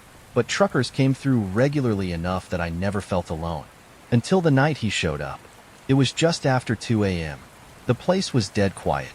No cars at the pumps, no rigs parked outside. Just me, the hum of the refrigerators, and the occasional static from the old radio behind the counter. Then the door chimed. I looked up and froze. A man stepped inside. Tall, thin. His clothes were dusty, like he'd been wearing them for days. A trucker's cap sat low on his head, casting his face in shadow. He didn't head for the coffee like most drivers did. Didn't go to the bathroom. He just stood near the entrance, watching me. Something about him made my stomach knot. Maybe it was the way he didn't move, or how his arms hung too stiff at his sides, or maybe it was just the way he was too still, like he wasn't really breathing. I cleared my throat. Need help with something? He didn't answer. Didn't even blink. He just grinned. Not a normal smile. A slow, stretched out thing that didn't look right on his face.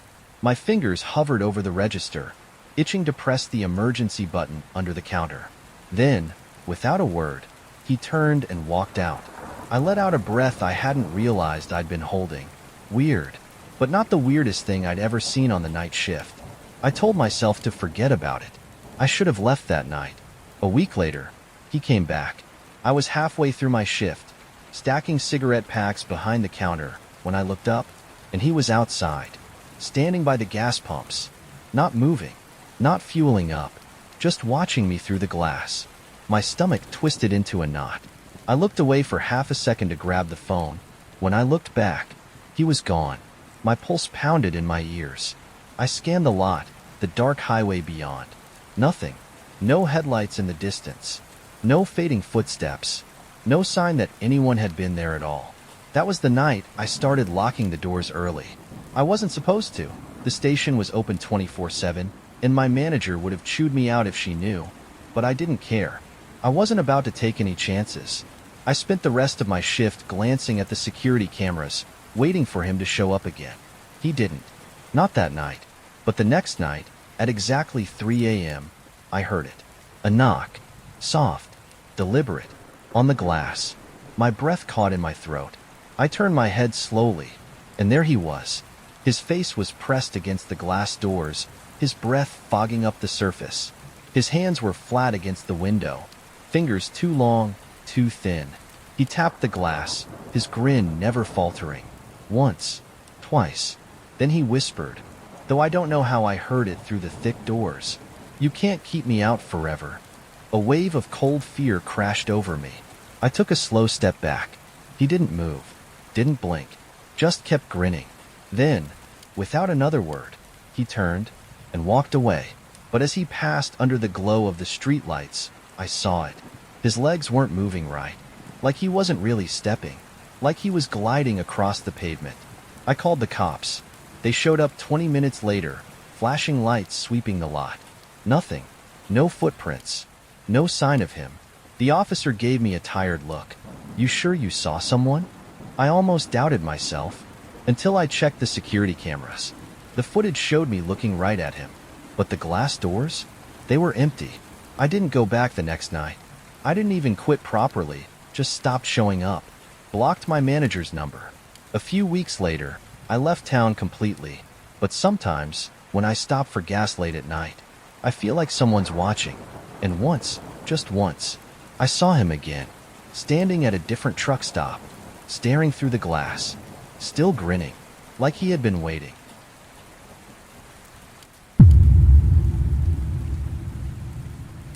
Long-haul truckers depend on the CB radio.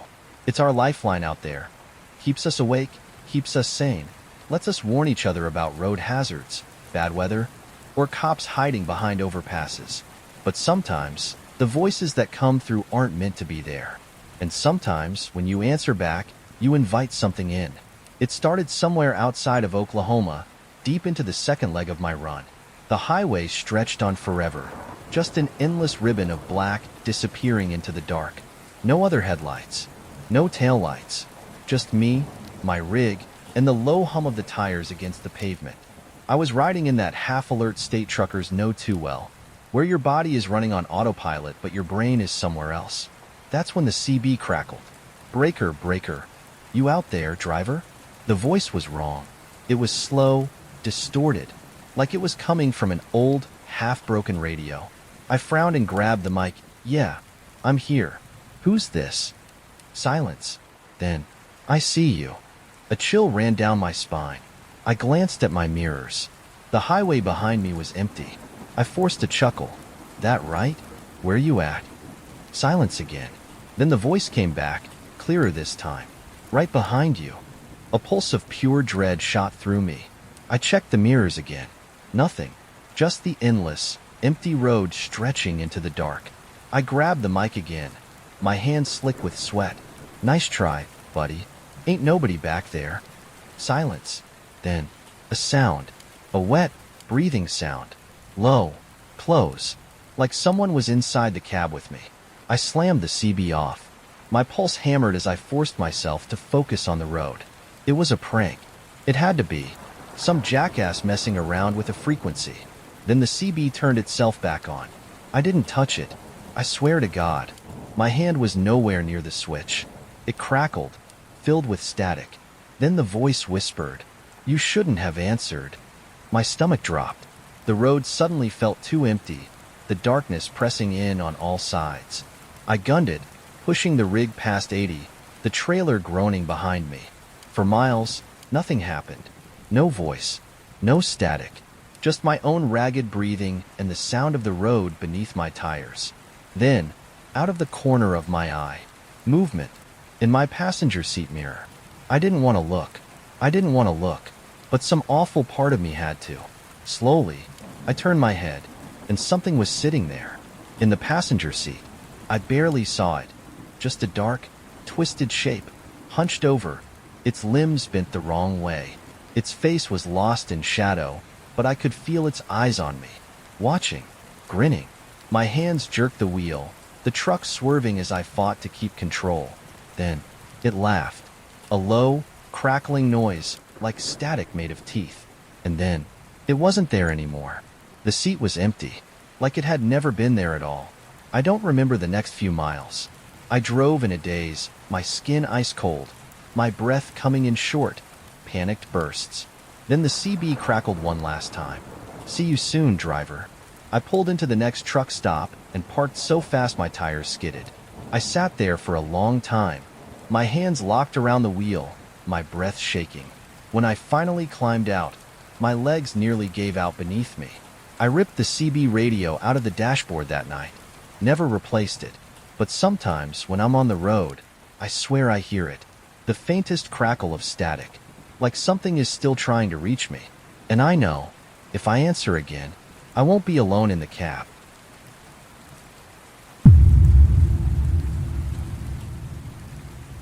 Trucking takes you places you'd never go otherwise. Some routes are routine, just miles of highway and truck stops, but every now and then, you get a haul that feels different. The kind of job where the paperwork is vague, the pay is too good, and nobody tells you exactly what you're hauling. I learned early on not to ask too many questions, but some jobs stick with you. Some make you wish you had asked. This was one of those jobs. It started like any other run. Dispatch called me in for a last-minute job, high priority, high pay. No company name on the paperwork, just a military base as the pickup location. No details about the cargo, just a route, a time, and a warning. Don't stop for anything. That was the first red flag. I should have turned it down, but the money was too good. I arrived at the base just after midnight. Armed guards met me at the gate, checked my ID, then waved me through without a word. No small talk, no unnecessary details. Just straight to a massive warehouse at the back of the compound. A crew was waiting, silent, efficient, faces unreadable. They loaded a single black container onto my trailer. No labels, no markings, nothing to indicate what was inside. The weight distribution felt off, too dense, like whatever was in there was heavier than it should have been. One of the guards handed me a clipboard. "You don't stop. No unauthorized access. No questions." He held my gaze a second too long. "Understood?" I nodded. Then they sealed the trailer with a military-grade lock and sent me on my way. The first few hours were uneventful. Just me, the open road, and the steady hum of the engine beneath me. Then, somewhere outside of Arizona, the radio went dead. Not just static. Dead. I tried my CB. Nothing. The GPS? Blank screen. That was red flag number 2. A cold prickle ran down my spine, but I kept driving. Then I noticed the convoy. A set of headlights in my mirror. At first, I thought it was just another trucker, but then I realized they were matching my speed exactly. I slowed down. They slowed down. I sped up. So did they. They never got closer. Never fell back. Just there. Watching. I gripped the wheel tighter, my pulse picking up. Then, just as suddenly, the convoy vanished. No turnoff, no exits, just gone, like they had never been there at all. I swallowed hard and kept my eyes on the road. Whatever I was hauling, someone was interested, and I had a feeling I didn't want to meet them. The next few hours were tense, but quiet. Then, just past 3 a.m., the knocking started. A soft, deliberate thump from inside the trailer. I froze. It came again. Thump, thump, thump. Rhythmic, steady, like something was knocking to get out. I checked my mirrors. Nothing behind me. I gritted my teeth. Maybe it was just the cargo shifting. Maybe turbulence. Then, thump, louder. My stomach dropped. I tightened my grip on the wheel, forcing myself to ignore it. The warning echoed in my head. Don't stop for anything. So I didn't. No matter how loud the knocking got. No matter how much it sounded like something was inside. Then, somewhere around Utah, my headlights flickered. For a second, the road went completely dark. Then, just as quickly, the lights came back on, and someone was standing in the road. A figure, tall and thin, dressed in a black military uniform. I had no time to stop. I braced for impact, expecting the sickening thud of a body against metal. But there was nothing. My rig passed right through him. No sound, no impact. Just gone.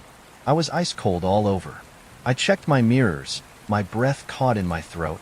The road behind me was empty, but in the reflection, the trailer was glowing. A faint, unnatural blue light pulsed from inside, like something was waking up. I hit the gas, pushing the rig as fast as it could go. The knocking had stopped, replaced by something worse. A low, inhuman hum, vibrating through the metal walls of the trailer. Like something inside was alive, like it knew I was there. I drove non-stop for the next 4 hours, heart hammering, knuckles white on the wheel. Finally, just as the sun began to rise, I reached the drop-off point, a second military base, this one even more remote than the first. Armed men were already waiting. The second I pulled in, they surrounded the truck. One of them yanked open my door. "Did you stop?" "No," my voice came out hoarse. "But, did you look inside?" I shook my head. The man studied me for a long moment, then nodded. Without another word, they unlocked the trailer and wheeled the black container into the base. I caught a glimpse before they shut the doors. The box was open, and it was empty. A wave of nausea hit me. "Hey," I started, but the man just handed me a clipboard. "Sign this. Leave." I hesitated. "Don't ask questions." His tone left no room for argument. So I signed. I drove away, and I never looked back. I don't take government contracts anymore. I don't ask questions about things I don't understand. But sometimes, late at night, when I'm driving alone on an empty road, I still hear it, the low, vibrating hum. And I wonder, did I really deliver that cargo? Or did it never leave?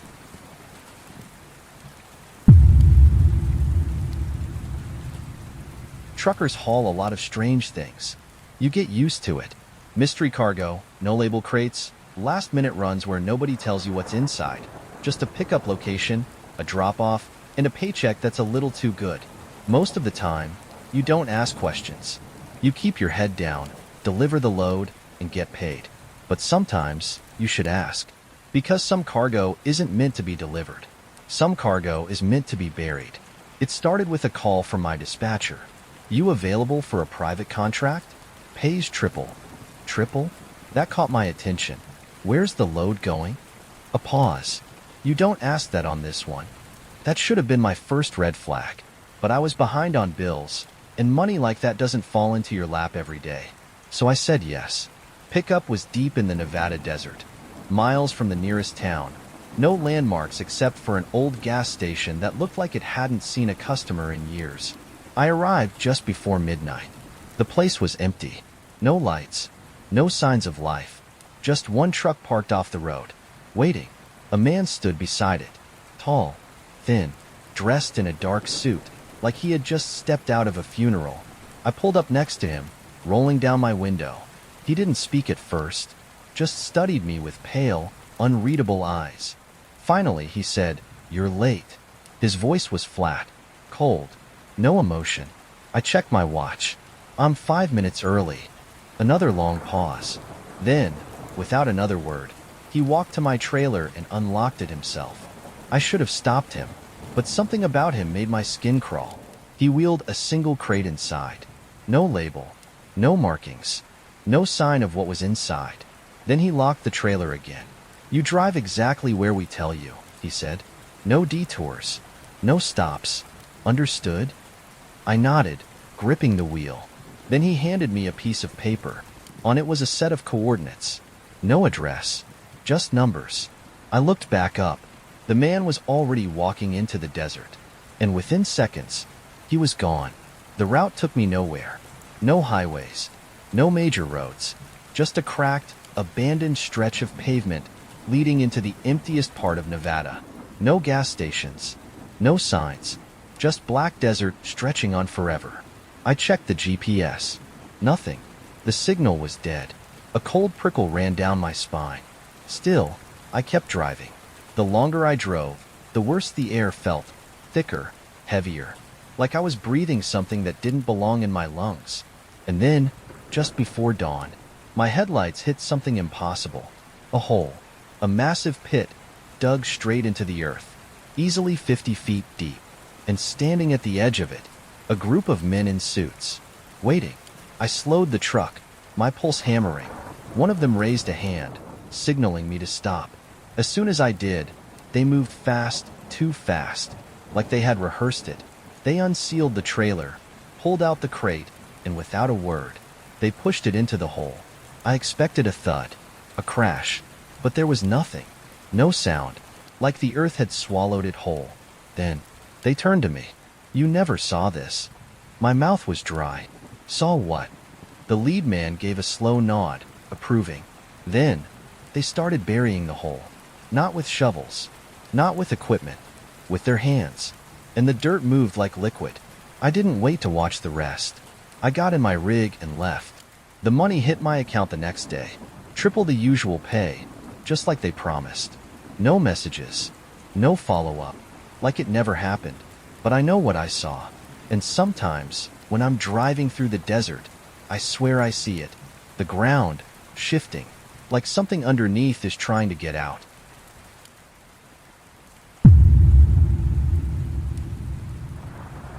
Every trucker has a story about fog. Somewhere out on the road, late at night, the mist rolls in, thick, blinding, swallowing the world whole. It creeps through the trees, across the pavement, wrapping around your rig like it's alive. Most times, it's just the weather. But sometimes, it's something else. Something waiting. I learned that the hard way. I was hauling lumber through Oregon, deep in the mountains, pushing through a long, lonely night. The air was damp, the trees lining the highway thick and black under the moonlight.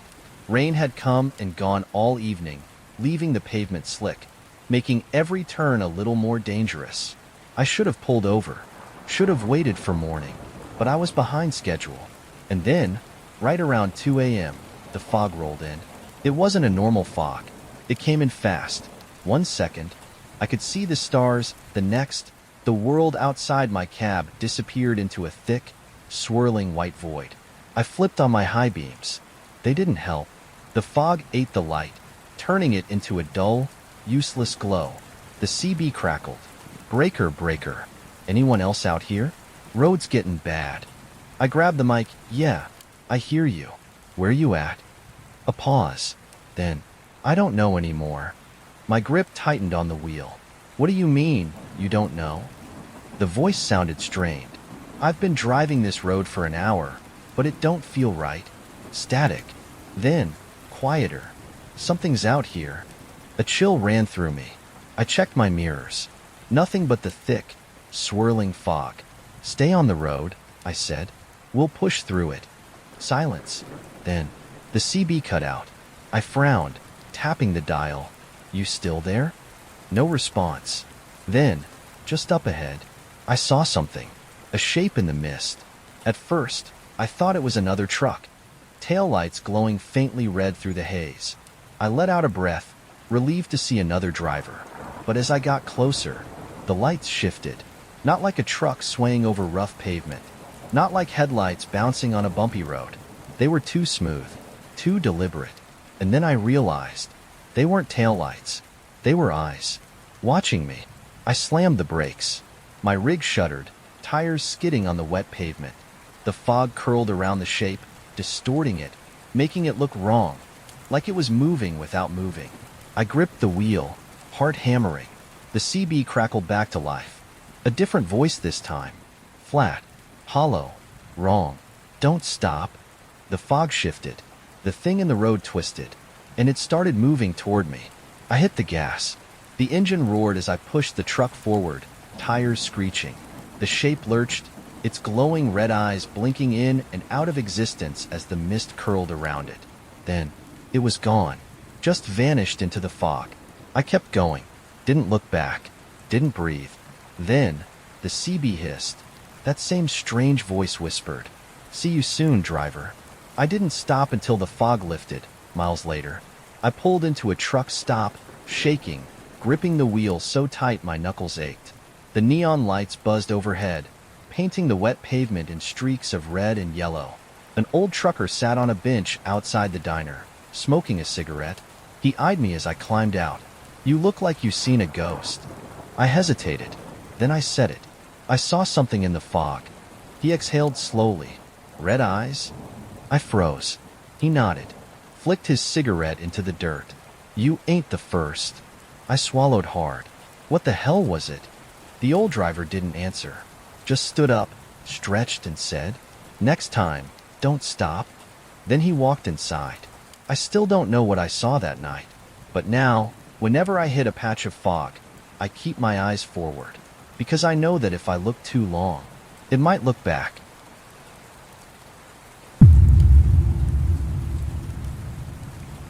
Truckers don't pick up hitchhikers, not because we don't want to help, but because we know better.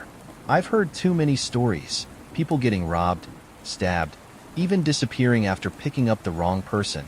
But there's another reason, one that every long-haul driver knows, even if they don't like talking about it.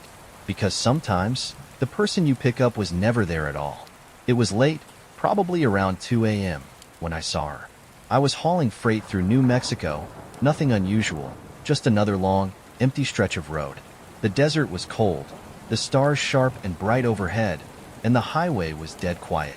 Then, up ahead, a figure on the side of the road. A woman. She was standing just past a mile marker, her arms wrapped around herself like she was freezing. She wore a thin white dress that fluttered in the wind, her hair long and tangled. At first, I thought she was in trouble. Maybe her car had broken down somewhere nearby. But there were no cars, no houses, no lights, just her, standing alone on the highway. As I got closer, she turned her head toward me and smiled. Not a relieved smile, not a grateful, "thank God you're here" kind of smile. A slow, knowing grin, like she'd been waiting for me. My gut told me to keep driving, but my hands were already easing off the gas. I don't know why. Maybe it was instinct. Maybe it was guilt. Because who the hell leaves a woman stranded in the middle of the desert? I pulled over. The second my truck came to a stop, she started walking toward me. Slow, deliberate, like she had all the time in the world. I rolled down the window. "You okay, ma'am?" She didn't answer, just tilted her head, watching me. Up close, something about her felt wrong. Her skin was too pale, her eyes too dark. Her white dress was clean, too clean for someone who had been standing out here for hours. She took another step toward the truck. A voice in the back of my head screamed, "Don't let her in." But before I could say anything, she was already reaching for the door handle. The second she touched it, my truck died. The radio cut out. The engine stopped. Even the dashboard lights flickered off. I sat there in stunned silence, my breath fogging up the cold glass. She was still smiling. Her fingers tightened around the handle. Slowly, she pulled the door open. A wave of cold air rushed inside, too cold for the desert. That's when I noticed. Her feet weren't touching the ground. Panic surged through me. I reached for the door, ready to slam it shut. But she vanished. Just gone. No movement. No sound. The second she disappeared, my truck roared back to life. The radio crackled. The engine rumbled beneath me. The dashboard lights flickered back on like nothing had happened. The road ahead was empty, but in my side mirror, I saw her, standing directly behind my trailer, still smiling. I didn't think. I floored it. I drove for hours without stopping, didn't check my mirrors, didn't touch the CB. I didn't stop until I hit the next truck stop, where I pulled into a well-lit lot and forced myself to breathe. Inside, I ordered a coffee, my hands still shaking as I wrapped them around the cup. An old driver sat a few seats down, watching me. "You look like you've seen a ghost." I let out a shaky laugh. "Maybe I did." He nodded slowly. "White dress." My stomach dropped. I stared at him. "How do you know that?" The old driver took a sip of his coffee. "'Cause she's been out there for years." I swallowed hard. "Who is she?" He exhaled, shaking his head. "Some folks say she was a hitchhiker who got picked up by the wrong man. Others say she's something older than that. But every trucker who's seen her says the same thing." I leaned in. "What's that?" The old man set down his cup, meeting my eyes. "She smiles." I never took that route again. And to this day, if I see someone standing on the side of the road at night, I don't stop. I don't even look, because I know that if I check my mirror, she might be there, smiling.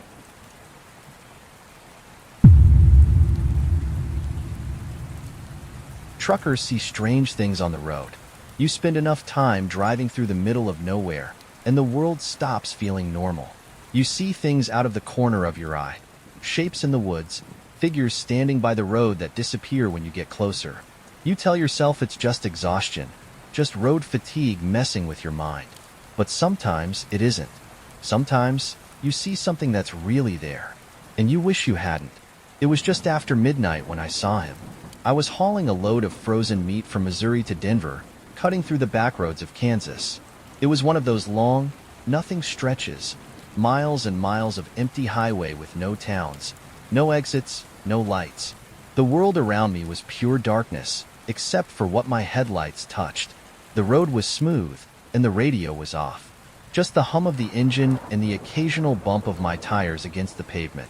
I was relaxed, settling into the night, thinking about stopping at the next truck stop for coffee.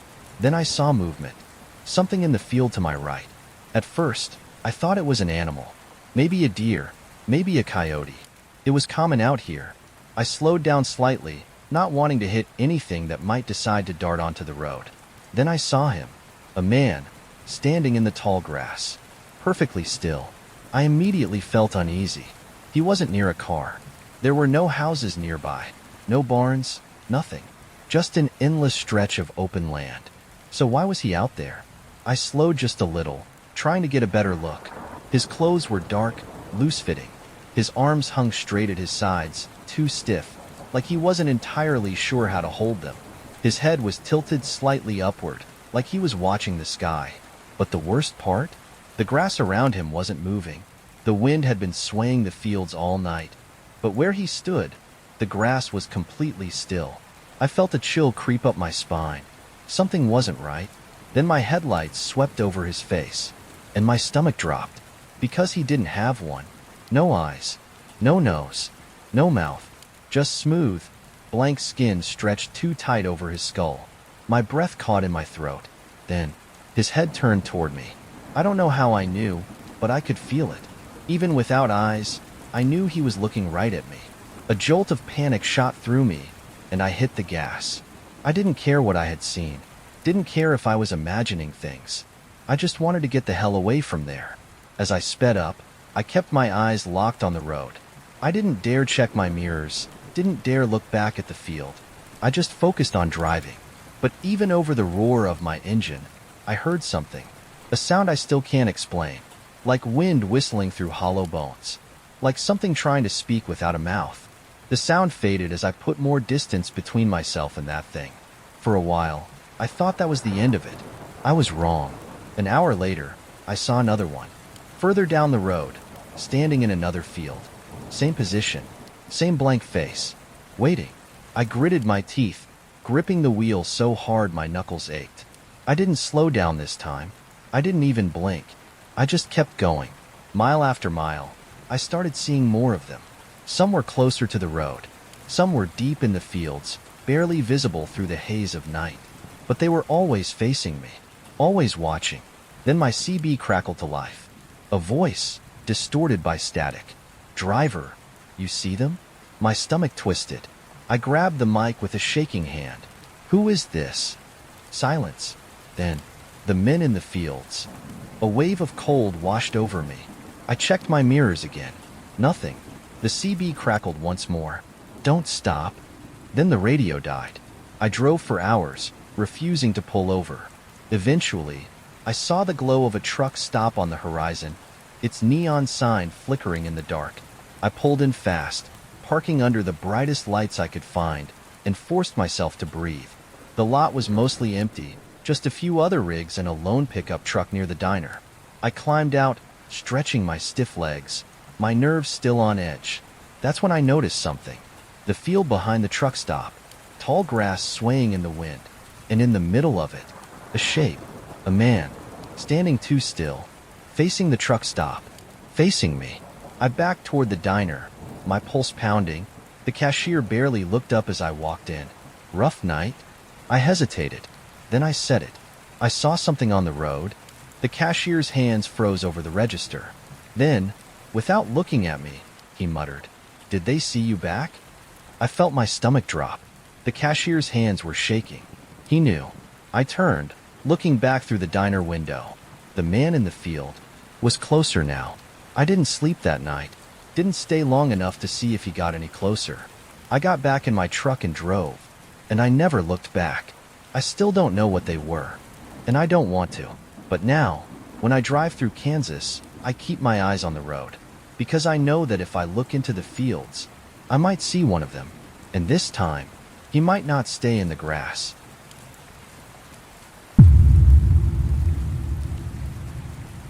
Truckers don't like driving through certain places at night. Not because of bad roads, not because of cops or dangerous curves, but because of the passengers. Not the kind you pick up, the kind that pick you. I learned that the hard way. It was a cold night in Montana, somewhere along Highway 87, a long, empty stretch cutting through the middle of nowhere. I was hauling a load of construction materials, nothing unusual, just another graveyard shift on the road. The highway was deserted. No other rigs, no cars, no signs of life. Just me, my headlights, and the endless dark. Then I saw her, a woman standing on the shoulder, just outside the reach of my high beams. I only caught a glimpse of her at first, long, pale legs, bare feet, dark hair hanging over her face. I barely had time to process what I was seeing before I passed her. Then, in my passenger mirror, she was closer, standing in the middle of the road now, facing my truck, watching me. A shiver ran through me. I tapped the brakes, heart pounding. I wasn't about to stop, but I needed to make sure I hadn't imagined her. I checked the mirror again. She was gone. For the next few miles, I felt off, like something was wrong with the air. It felt heavier, colder, pressing in around me. I rolled my shoulders, trying to shake the tension. Then, from the corner of my eye, movement. I turned my head and froze. Because she was sitting in the passenger seat, my throat locked up. She was right there, inches from me. I could see her more clearly now. Long, stringy black hair, pale skin stretched tight over her bones. Her hands were folded neatly in her lap. Her head was tilted down, her face hidden behind her hair. My hands white-knuckled the wheel. This wasn't real. It couldn't be real. I stared straight ahead, refusing to acknowledge her. She didn't move, didn't speak. Then, in the quiet, she breathed. A soft, rattling inhale, like air whistling through hollow lungs. The truck lurched as I swerved slightly, my pulse hammering. I forced my eyes forward. This isn't real. This isn't real. This isn't real. Then, she spoke. Her voice was barely a whisper. "You should slow down." My blood went ice cold. I kept my eyes locked on the road. Didn't look at her. Didn't blink. "You're going too fast," she murmured.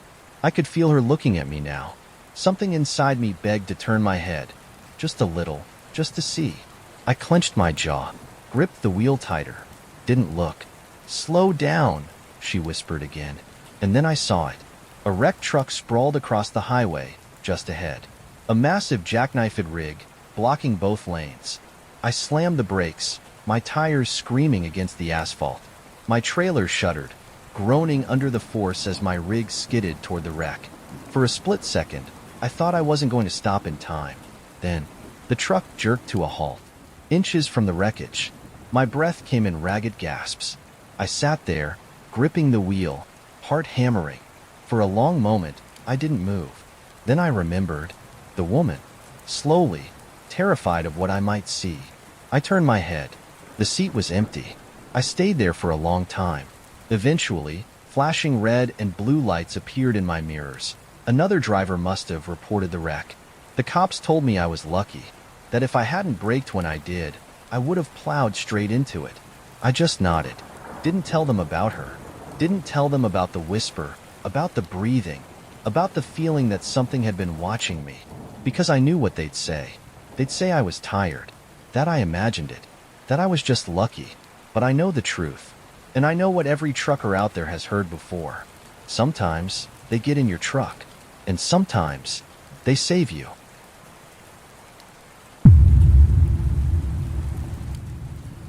Truck stops and rest areas are supposed to feel safe. Bright lights, open spaces, a place to stretch your legs, grab a cup of coffee, take a break from the long, lonely road. But some rest stops, some of them feel wrong. Like they shouldn't be there at all. Like something is watching. I learned that the hard way. It was sometime after 2 a.m. when I pulled into the rest stop. I had been driving for hours, my eyes gritty with exhaustion, my hands aching from gripping the wheel.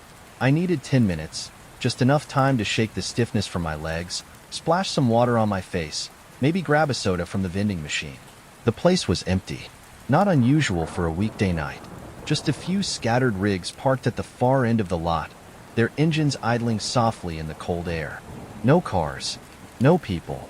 The lights flickered overhead as I climbed down from my cab. Something about the place made my skin prickle.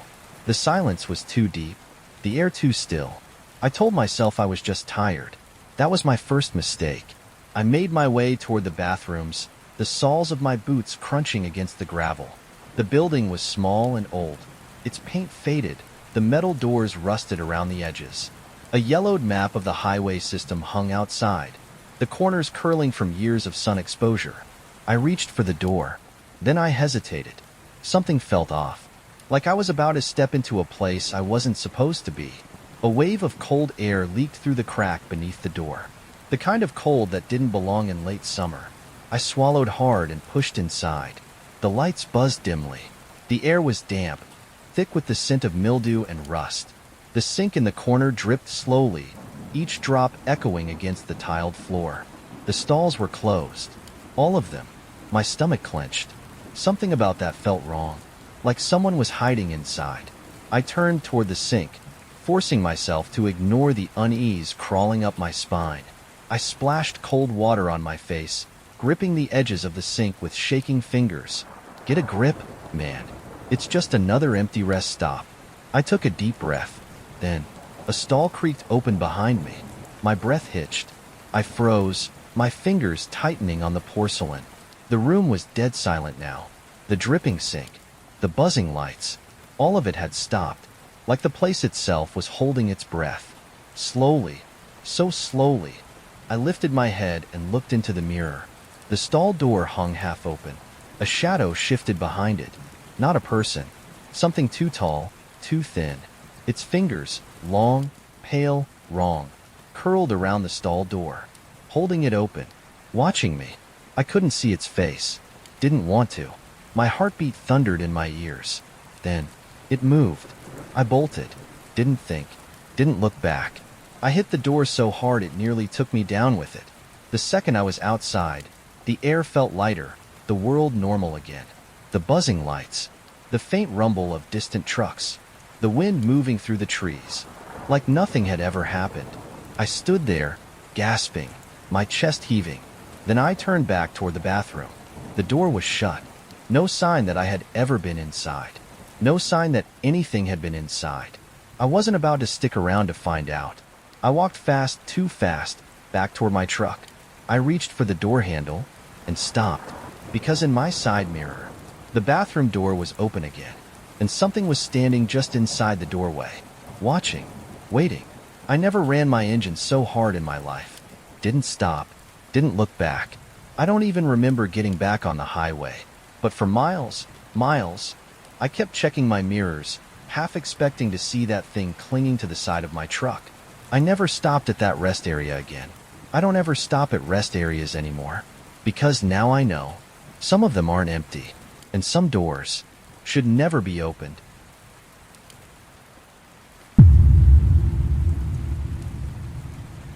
Truckers see a lot of strange things out on the road. We get used to it. The occasional figure standing in a field, lights in the sky, things that move wrong on the side of the highway. Most of the time, we just keep driving. But some things are hard to forget. Some things stay with you. This is one of those things. It was late, probably close to 3 a.m., when I first saw him.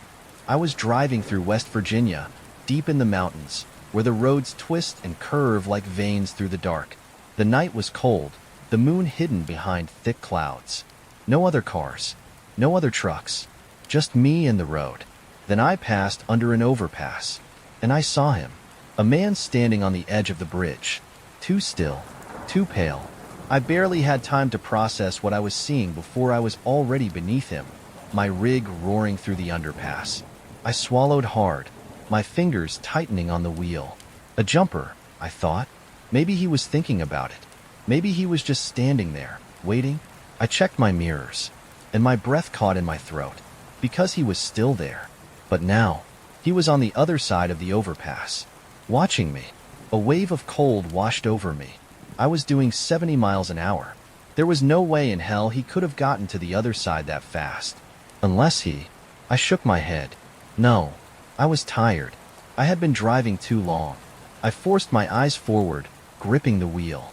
Then, just ahead, another overpass. And there he was, standing on the edge, waiting. My stomach twisted.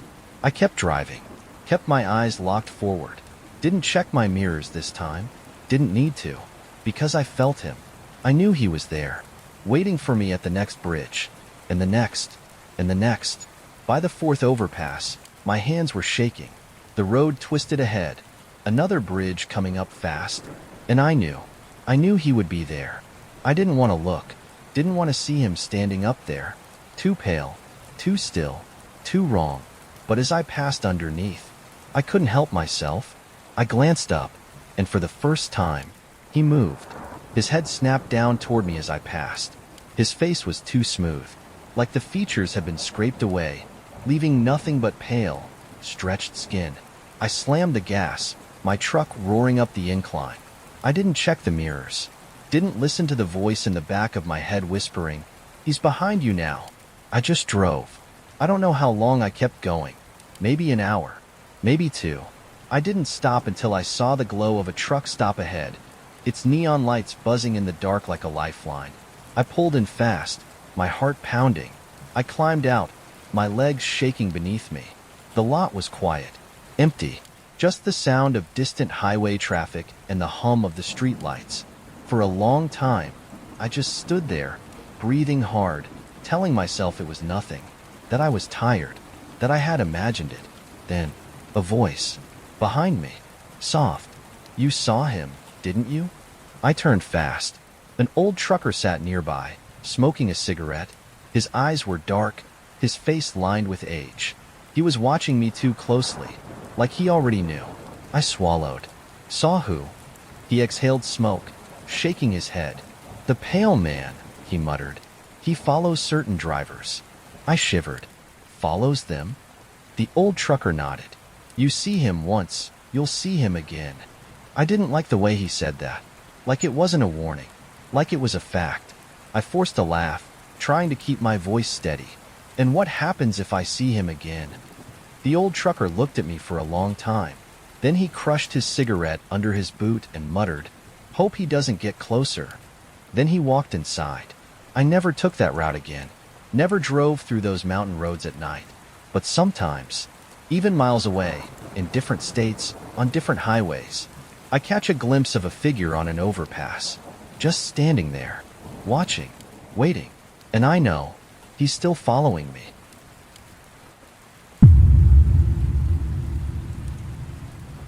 Truckers see roadkill all the time. Deer, coyotes, sometimes even bigger things, moose, cows, bears. You get used to it, but some things don't belong on the side of the road. Some things aren't animals at all. I learned that the hard way. I was hauling steel through the back roads of Kentucky, heading toward Louisville.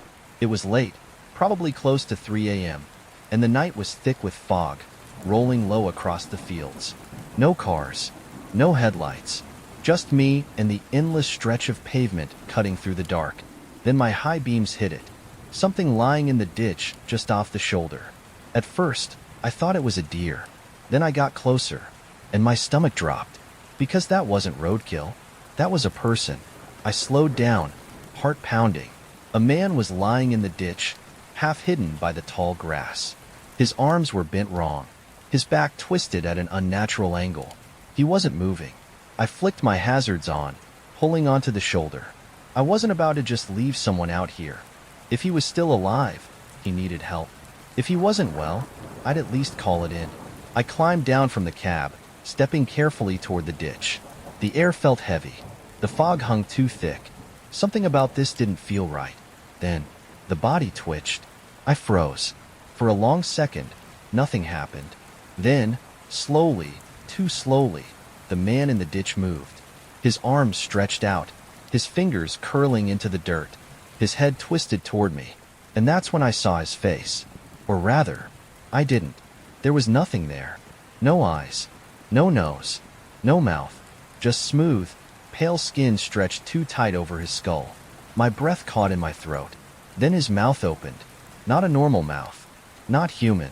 Just a long, black slit, peeling open across his face like tearing fabric. And it started crawling toward me. I ran. Didn't think. Didn't breathe. I bolted back toward my truck, my boots slamming against the asphalt. Behind me, I heard it. That wet, scraping sound. Like bone against pavement. Like something dragging itself toward me. I reached the cab, yanked the door open, and hauled myself inside. My hands were shaking as I slammed it shut and locked it. Then, in the side mirror, I saw it. It was standing now. Not right, though. It was too tall, its limbs too long. Its head hung limp on its shoulders, like its neck was broken. And it was grinning. That black, gaping mouth, stretched too wide, curling at the edges like it was laughing at me. I fumbled for the ignition, my fingers slipping against the keys. The engine roared to life. Then, in the mirror, the thing in the ditch moved. 1 second, it was standing on the shoulder. The next, it was pressed against my window. I didn't see it move, didn't see it run, but it was just there, pressed up against the glass, its two long fingers tapping against the window. Tap, tap, tap. I couldn't breathe. It tilted its head, that grin widening. Then, it spoke, but not out loud. The words were inside my head, a whisper crawling through my skull like spiders. Let me in. I floored it. The tires screamed as my rig lurched forward, the engine roaring as I tore down the highway. I didn't look in the mirrors, didn't listen to the voice. I just drove, mile after mile, my heart pounding, my breath coming in ragged gasps. For a long time, I thought I had escaped it. Then, my CB crackled. At first, just static. Then, a voice. Soft. Wrong. You should have stopped. The air in the cab went ice cold. My skin prickled. The CB hissed again. You should have let me in. I grabbed the mic with a shaking hand. Who is this? Silence. Then, low, almost gentle. I'm still here. My breath hitched. Slowly, I checked the mirror, and my blood ran cold, because in the back of my cab, sitting in the sleeper berth, was a figure, too tall, too still, watching me, smiling. I don't remember pulling over, don't remember getting out. All I know is, I left my rig on the side of the road and didn't go back until morning. When I finally did, the truck was empty, nothing inside, no sign of it, but the passenger door was open, like something had left. Or worse, like something had gone looking for someone else. I don't stop for bodies in the ditch anymore, because now I know. Some things aren't roadkill, some things aren't human at all, and some things are just waiting for a ride.